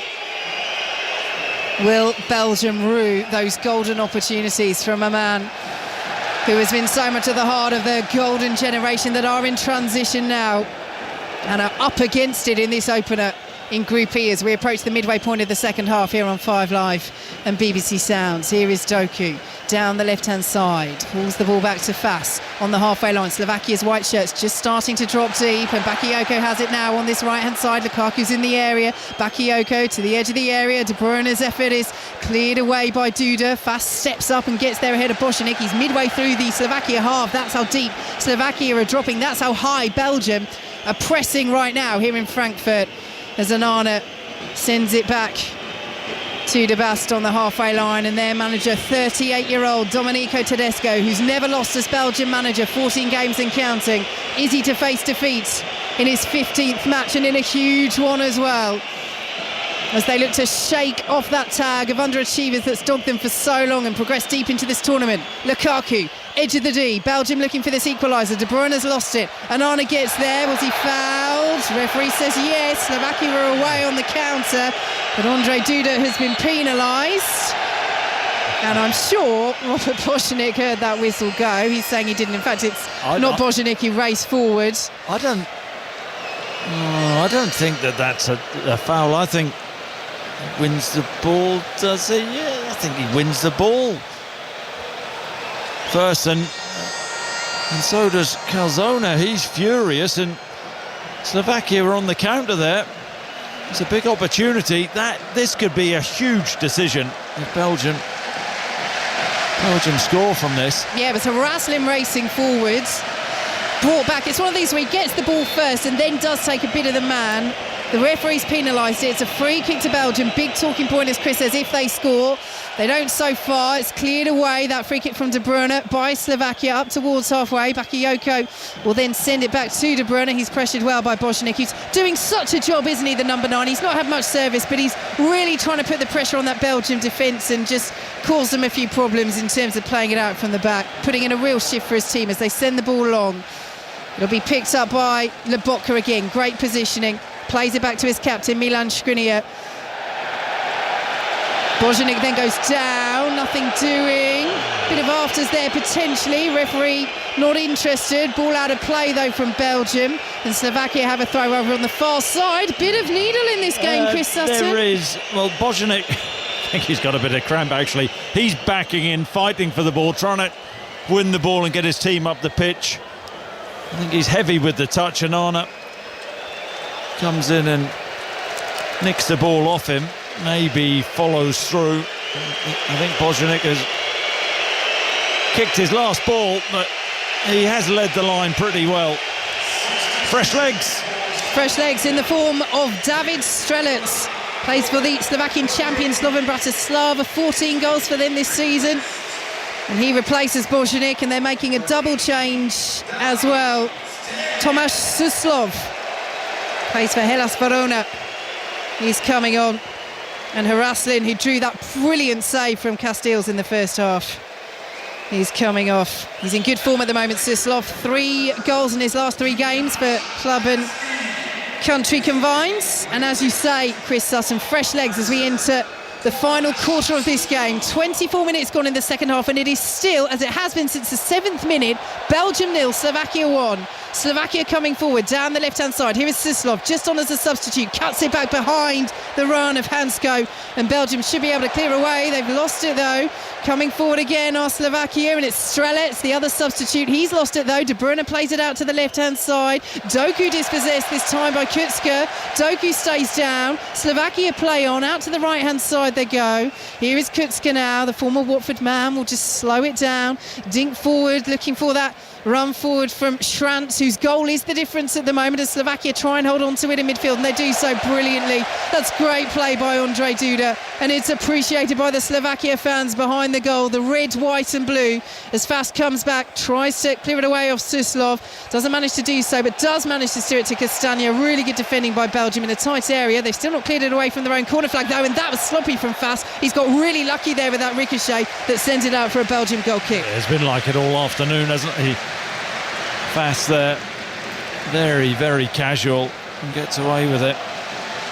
But Slovakia, have they just weathered the storm from Belgium? Belgium really pushed them back in the last 5 or 10 minutes, but they're trying to press high. Fresh legs on again, and they're another 20-30 yards higher up the pitch. Fast has it just outside his own penalty area as Lukaku waits just inside the Slovakia half. He is there. Stürmerstar, but he's not shown it today. That is your 5 Live Deutsch Wörterbuch word of the day, Stürmerstar. If you think you know what it means, you can get in touch and the answer will be revealed on the Football Daily. Download that from BBC Sounds. And Slovakia have the ball just outside their own penalty area, still leading by a 1-0. Ondrej Duda has given it away. He was well challenged, and Belgium are coming forward. Lukaku on the turn inside the area. Brilliant challenge on Doku by the 22 counterpart, Stanislas Lobotka. He's injured himself doing it, does now get back up to his feet, but that is outstanding defensive work from the midfielder as Belgium come forward once again. Well, he's got absolutely no right to win that ball. Another big opportunity for Belgium. Waster just couldn't quite link up. They had the numbers on the Slovakian backline inside the Slovakian box. Couldn't create the opportunity because Lobotka read it well. Here goes to Brenner. Trossard on the stretch, just can't control. And it's all the way through with Martin Dubravka. No, Chris Sutton. The Slovakians are flagging though, even Lobotka, who has run himself into the ground. He looks jaded, fatigued, but they've got something to hold on to, haven't they? Well, he said before this game, as they approach the tournament, Francesco Calzona, the Slovakia manager, as Belgium win a free kick midway inside their own half. Going onto the field against any opponent we try to play, that's exactly what they've done. Our only chance of achieving something remarkable is to be a real team consisting of 26 elements. Well, they've used 13 so far and they've all been outstanding. The Slovakia come down the right-hand side, but again, it's only half the story. Belgium have missed a shed load of chances. Some of it's been great defending and goalkeeping. Some of it's been wasteful. Some of it's been unfortunate. Narrow offside for Lukaku when he thought he'd made it 1-1 in this second half. But there are two tales to tell here. A tale of joy and jubilation at the moment for Slovakia. A tale of frustration for Belgium. And Slovakia give the ball away, and as Chris Sutton says, there are tired legs out there, but that's a shocking ball forward from Deno de Bas, the 20-year-old, making his major tournament bow. The Slovakia play it back to Vavro just outside their own penalty area. How much has Belgium's defensive woes as Slovakia win a free kick just inside their half, how much has that played a part today, or is it more about just the wastefulness at the other end? Blimey, Slovakia haven't created too many opportunities. Had that wrestling volley on half-time, and other than the goal, but it's about Belgium being wasteful, isn't it? Another substitution, Yuri Tielemans on, and Trossard, who was playing in that number 10 position behind Lukaku, he's off. De Bruyne, who's slotted in a little bit deeper now, will be back in the 10 position. Well, they do have a lot of attacking talent they can still turn to on the bench, Belgium. They might be a little bit short defensively, but still other players that can come on, as Lobotka throws the ball up into the air, trying to time waste as much as possible by getting as much height on it as he can, as he sends that back for the Belgian free kick, and they get things underway once again. 15 minutes to play. Belgium 0, Slovakia 1, a scoreline that is set to blow Group E wide open here at the Euros in Germany after that remarkable result for Romania. 3-0 winners over Ukraine. Belgium were the big favourites to win this group. It's not looking that way at the moment after this opening game. It could be anybody's, as Bakayoko sends it back to Wout Faes, and Tielemans of Aston Villa now sent it to De Baas. Really good ball from De Baas, but De Bruyne can't take it in his stride, and Suslov is bringing it forward for Slovakia. Is he then taken out by Tielemans? Yes, he was. He's been on the pitch a matter of seconds, and he's got a yellow card. Yep. Yeah, I thought that the ball actually from De Baas, even for Kevin De Bruyne, it was fired in, bounced just in front of him. He took a heavy touch. Suslov anticipated the heavy touch, nicked it off him, drove past Tielemans, and Tielemans brings him down. It's the yellow card. I mean, what it does do, it just allows Slovakia to waste a few more precious seconds. What a ball that is. As they spread out beautifully to the right, and here they come down the right-hand side again. Oh, almost. Brilliant run in the centre by David Strelec. And he's just denied at that near post. Schranz it was who had made the move down the right. Acres of space he had, pulled it across. Strelec tried the clever little flick at that near post. A back heel, and it bounces off fast. And it's a Slovakia corner. They are playing some absolutely beautiful stuff, Chris. Well, the ball out to Strelec, I think it was Skriniar who hit a 40, 50-yard diagonal ball out to Strelec. What a pass that was. And Strelec maybe could have done better with that one, held it in and tried to get a shot off. Here goes the corner. It's cleared away by Belgium, but not convincingly. Slovakia pick it up on the right-hand side of the penalty area. Hansko, though, is dispossessed. They have it once more, though, as they look to maintain the pressure. Delivery loops high over the 6-yard box and will be picked up on this left-hand side by the centre-half, Denis Vavro, who's picked it up. Now, Andre Duda's ball into the area. It's a good one again. Belgium just gets something on it. Carrasco on the edge of his own 6-yard box, but it's last-ditch defending. They've hacked it out of play for a Slovakia throw. 13 minutes to play here on 5 Live and BBC Sounds. Belgium 0, Slovakia 1 it remains.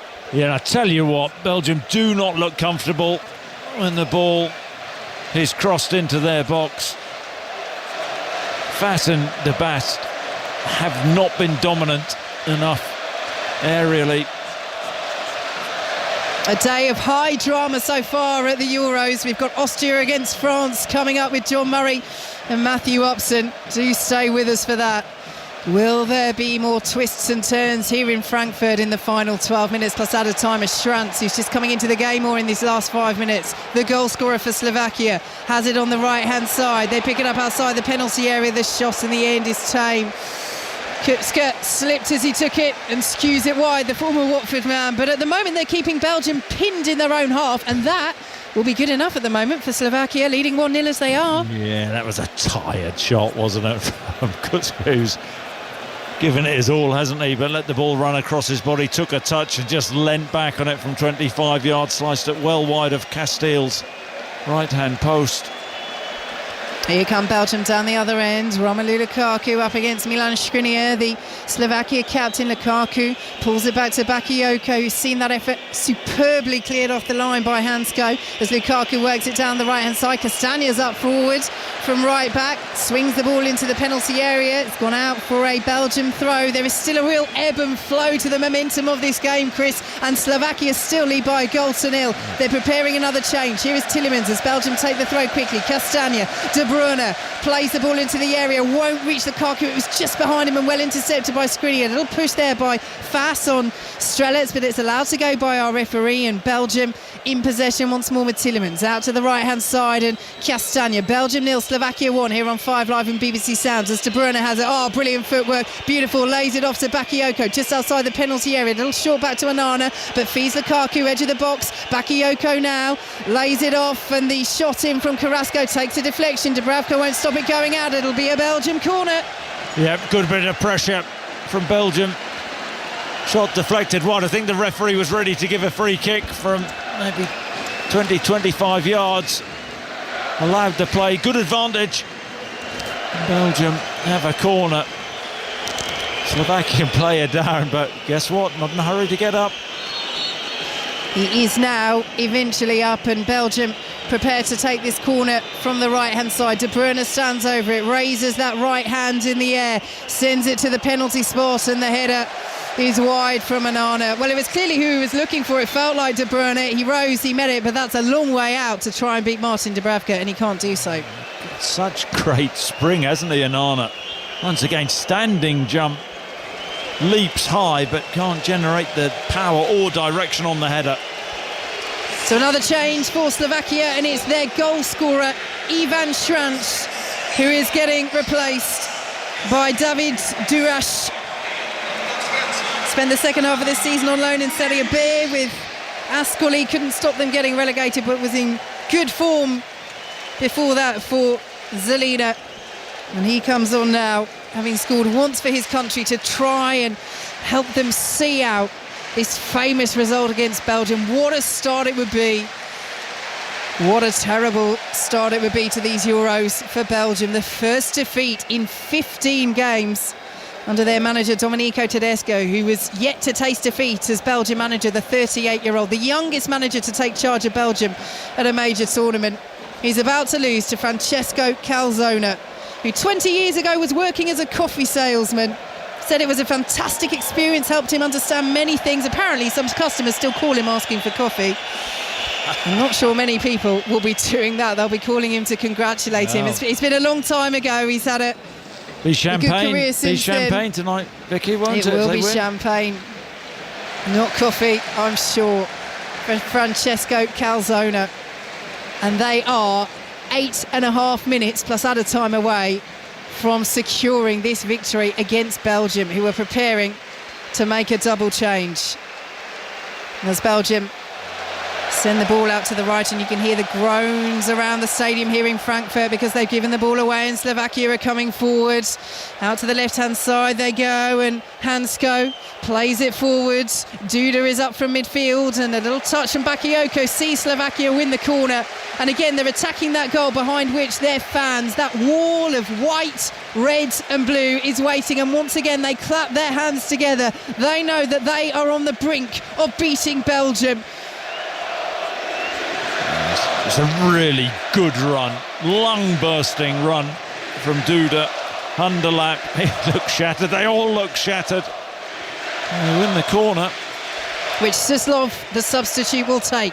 Left-footed, he swings it into the edge of the 6-yard box. It's powerfully headed away by Fast, but Belgium are deep defending this corner. They've got to get the ball, they've got to get it forward. Slovakia still lead by a goal to nil. Here is Suslov taking on Bakayoko, who's done really well. Cuts the ball across, it hits Tielemans and bounces to Bakayoko, who drives out of the Belgian penalty area, sends it out to the left-hand side. Won't reach De Bruyne, but that's good refereeing. Bakayoko is cleaned out by Duda as he played that ball out to the left, and Belgium have a free kick. And here comes the double Belgium change. So Manchester City's Jeremy Doku is coming off, and Luis Openda is coming on, and we will also see Dodi Lukebakio replacing Yannick Carrasco. And again, we said, Chris, you know, that they have a wealth of attackers on the bench. Openda and Lukebakio now being called upon. Openda in particular, great form for RB Leipzig. He was their top scorer this season. 28 goals in all competitions, 24 in the league, third highest scorer in the Bundesliga. And Dodi Lukebakio is the 5 goals for Sevilla. There's a couple of goals for Belgium as well, and they need a goal, Belgium, because they're trailing by a goal to nil. They're heading for their first defeat under manager Domenico Tedesco, and it will be a blow to their European Championship ambitions as the ball is down the right hand side. Lukebakio picks it up into the penalty area, dispossessed, and then does he commit the foul? Yes, he does, as De Bruyne sends the effort curling across the face of goal anyway. Slovakia have the free kick, and I'll tell you what, that's got to be close to a record for a yellow card for a substitute. He's just come on, and seconds later Dodi Lukebakio is into the book. It's actually a really good run in behind the Slovakian backline. Tries to drive on the inside. Yeah, that's a harsh booking. He stands on David Hansco's foot accidentally. He's trying to win the ball, trying to get his team back into this game. He's entitled to go for the ball. It's a little bit clumsy, that's all. That's a yellow card. Can the Slovakians see this out now? Blimey. 5 minutes plus added time to play here in Frankfurt. They have led from the 7th minute. 6 minutes and 5 seconds was when Ivan Šranč stuck them ahead from the tightest of angles. It was a cool, calm, composed finish. The sort of finish we've not seen from the likes of Romelu Lukaku and Leandro Trossard for Belgium. And it has Slovakia on the verge of a famous win against Belgium. The favourites to win this group. Maybe not one of the out-and-out favourites for this tournament, but certainly a team capable, if they play to the best of their ability, to go deep into it. But at the moment, this tournament is starting with a defeat for Belgium, unless in the final 4.5 minutes plus added time, they can find a way through. They have not lost their opening game at 9 of the last 10 major tournaments. You have to go all the way back to Euro 2016, but they're coming forward now. Down the left-hand side, Lukaku, got to be yes! 1-1! Unmarked! No mistake this time from Romelu Lukaku, and this time the goal will stand. Belgium have their late equaliser against Slovakia. We're all square in Frankfurt. Well, the finish is emphatic. It really is. But this is all about Openda. Up top with Lukaku. Makes a channel run, drives in. Past Vavro and pulls the ball back. The spot is brilliant. The weight of the pass is wonderful from Openda. And Lukaku just hangs out around the penalty spot and caresses the ball. First time, bang! Into the side netting. Back the way across the goalkeeper. Dubravka going to his left. The ball goes to his right. And that is the finish of a confident striker. But boy, has he missed some opportunities.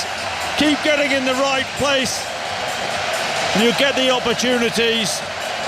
And they got there in the end. Hold your horses. I said this one would stand. They are checking for a potential handball leading up to the goal. Now, we didn't see anything in the replay. Romelu Lukaku is protesting. Let's see what happens here. There are jeers all around the stadium again. Are Belgium to be denied again by VAR? I mean, there's no handball from Lukaku whatsoever. It's then whether there is a deliberate handball by another player in the build-up by Luis Openda. We're just seeing a replay there. It does bounce up and hit his hand, but the referee's coming to the screen. That's ridiculous. He's it really coming is. to the screen. Well, this is scandalous. It is. It's accidental.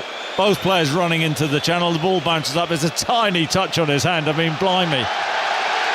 The Slovakians are happy though. Well, let's see what happens here. Because they've got to look surely at whether this is deliberate. It's not deliberate, but the position of his arm is up and out away from his body, but that is not a deliberate act. He hasn't pushed it into his path. This would be scandalous if it's disallowed. Let's see what happens here. This is going to be really controversial. No! That is a huge talking point. Absolutely huge. Belgium's players are absolutely aghast that has been ruled out. Their fans cannot believe it. And let's wait for the explanation here that's going to come up on the screen.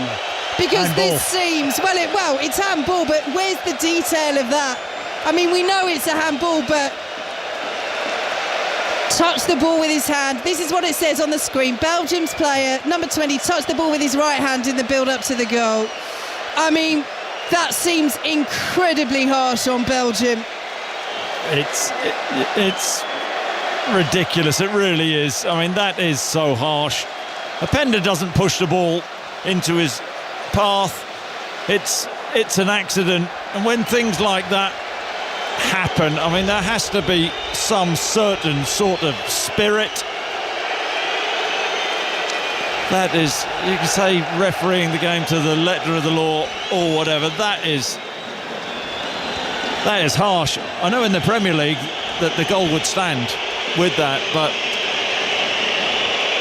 obviously not in the Euros.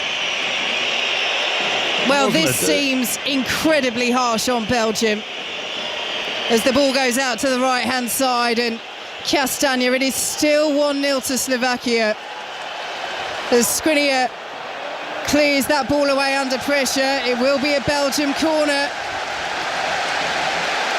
And how do they recover from this? How do they get their heads back in this game? Well, they're probably feeling pretty hard done by. Vicki, there is an opportunity and swing a left foot. So corner to Belgium, who have had 2 goals ruled out in this second half. The second one is so controversial. Luka Bacchio sends it back across. Good touch from Dubravka. Takes it out of the penalty area. De Bruyne picks it up on the left-hand side. Swings the ball back in. Fass is up there. It's brought down by Bakayoko, and he blazes wide. And Slovakia once again are almost there. We're into 7 minutes of added time. Yeah, Bakayoko off with the shot there. Quick first touch with his left foot. Sliced the second touch. He was under pressure from Suslov. I can't believe what I've seen this evening. Blimey. I mean, this would be an unbelievable result for Slovakia. It really would. But how Belgium haven't got something out of this game, well, I'll be scratching my head this evening for a long time. They're preparing to make another change. Slovakia, Adam Aubert is going to be coming on as Lobotka sends it forward for Slovakia. Belgium have won it at the back. It is still Belgium 0, Slovakia 1, but here comes Lukaku, sends it forward. It's a brilliant ball. Openda almost onto it. Very good defending by Martin Dubravka. Yeah, Lukaku not far away with the pass on the half turn. 10-15 yards inside the Slovakian half. Tried to slide a ball through from Openda, who'd run off the back of Vavro. And Dubravka read that situation well. He's running the clock down, taking his time. As Slovakia play it down the right-hand side, Fass is there for Belgium. Sends it back to Casteels, who launches it long. Bounces over the head of Openda and is cleared away by Vavro. And De Bast heads it, a little ricochet, and Fass will send it back to Casteels once again with a long up and under. But do you feel that Belgium almost feel like they've had the wind taken out of their sails with that very controversially disallowed goal? Let's see if they can get another goal and find this equaliser. De Bruyne into the penalty area, pulls the ball across, and Dubravka's there again. And he just gathers the ball, dives to his right. It's a good run from De Bruyne. The angle against him, drives out wide. It's a sort of cross shot in the end. Dubravka leaps out, and guess what? Another Slovakian player down with cramp. There'll be more time added.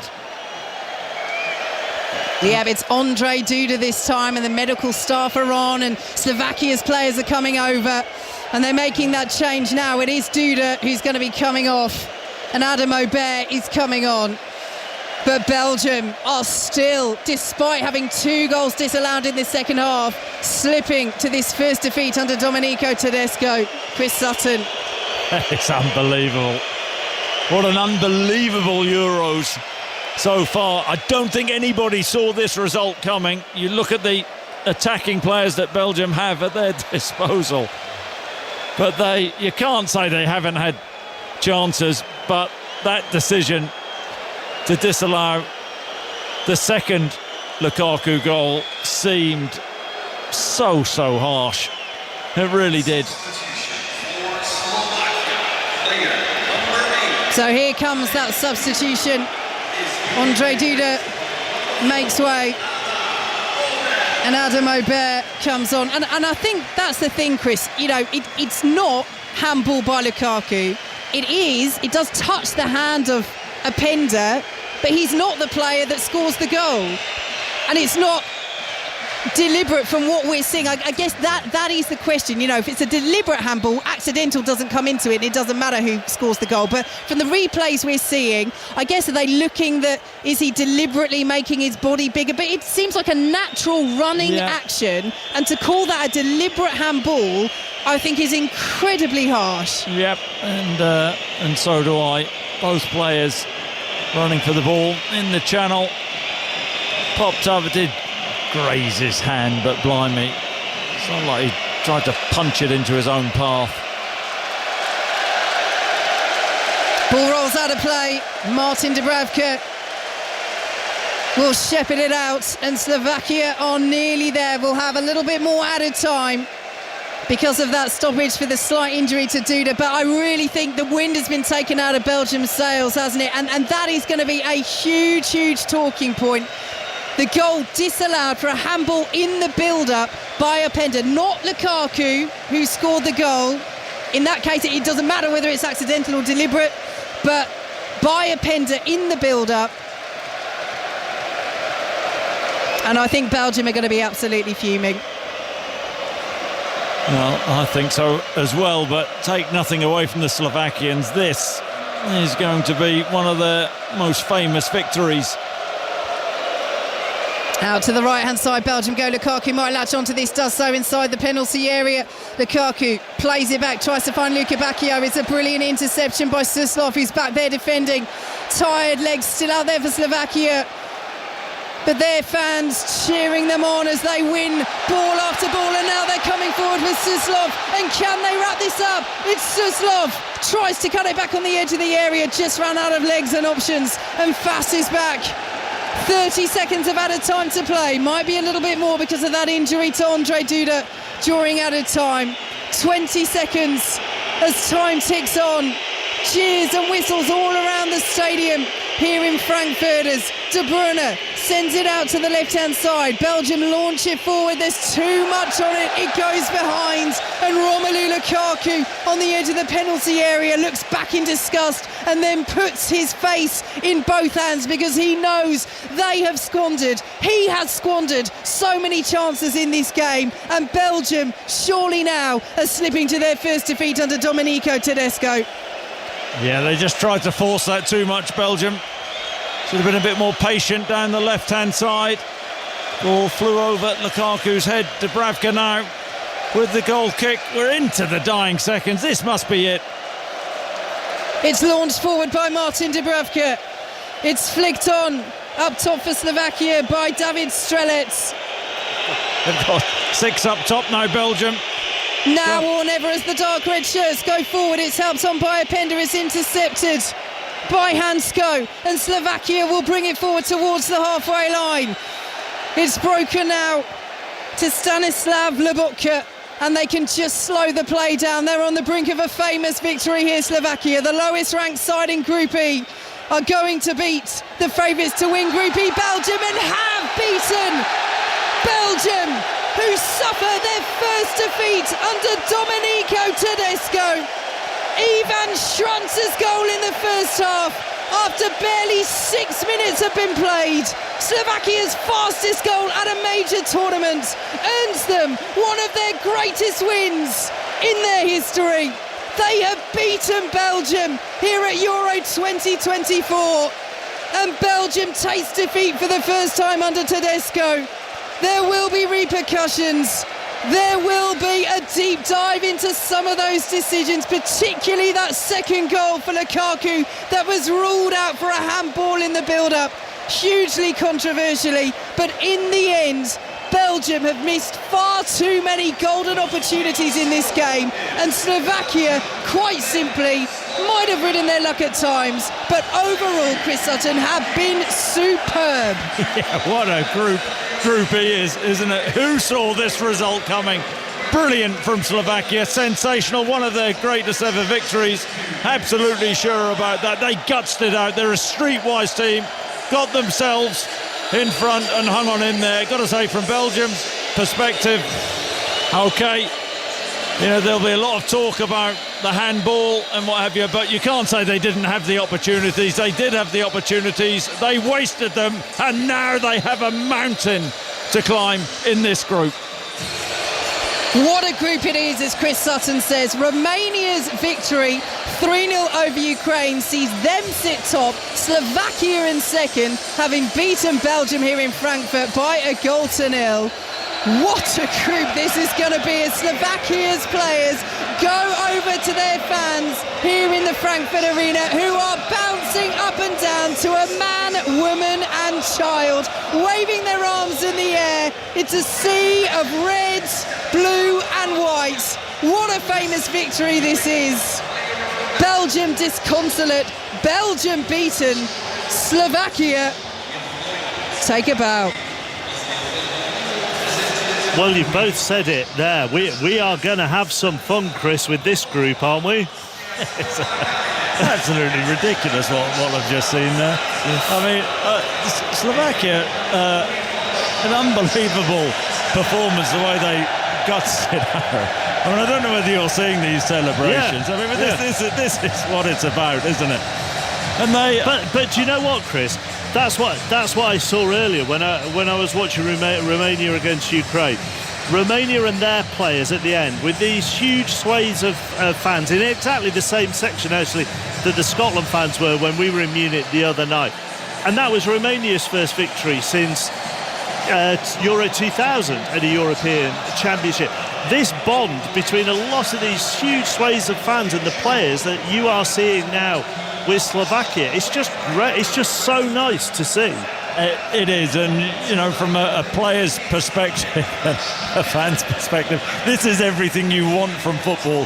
Underdogs going into this game, they stepped up. I think the manager said what he did say. They'd take a draw before the game, get themselves in front, and they just hung on in there. I've got to say that nice balance to the team. They're an ageing team, lots of experience. I thought they were brave the way they pressed Belgium high up the pitch, and these are, I've got to say, wonderful scenes. And then that's one half of it, and then we're seeing the Belgian players and their body language traipsing around. I think the Belgian fans, actually, to my right-hand side, are absolutely shell-shocked. How many chances do they actually want? They were wasteful.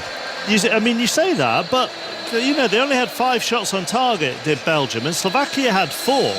So whilst Belgium had more possession, and overall I think they had 5 more attempts. You know, they had plenty off target than Slovakia. What was the XG? I've no idea because that's not on the graphic package that I seem to have on my screen at the moment. But Lukaku, honestly, he had his boots. I didn't think you liked XG. On the wrong. I don't. I was being sarcastic. But I mean, had he had his boots on the right feet, then I mean they would have won comfortably. He missed so many gilt-edged opportunities, and then I think they'll feel really hard done by with the handball from Openda. I don't know what you thought about that, but that did seem particularly harsh. And the one time he really did finish emphatically, it was ruled out. But do you know what? They had the chances, they didn't take them, and Slovakia celebrate. And that's the final thing with Belgium. Next up, they are playing Romania, and they look a tough nut to Romania on what I've seen today. Yeah, absolutely, Chappers. And I mean, who would have thought when we started this day that we would see the results and the scenes that we're seeing here in Frankfurt? I don't think those Slovakian fans are going to be going anywhere for a long time. They're going through the whole repertoire of songs. But, you know, on Chris's point there, I think there's a lot of talking points to come out of this game. I think the huge one from a Belgian perspective is going to be the handball. And when they see that again, you know, because under the current laws, you know, as we know, if Lukaku accidentally handles it before scoring, that's one thing.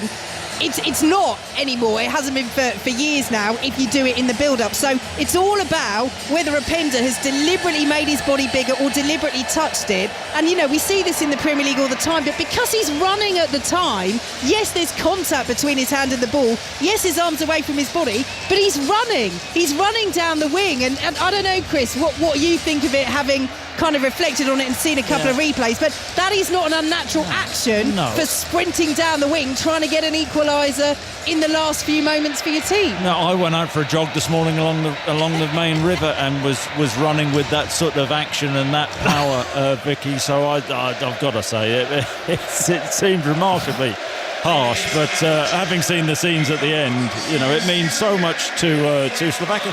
Belgium have just had a big huddle in the middle of the pitch and are all applauding themselves. I don't know what for. They lost and they're banging trouble. I don't just get yourselves in the dressing room. The fans don't need to see all that. I mean, they had the opportunities, they didn't take them, and now they've got a lot of work to do.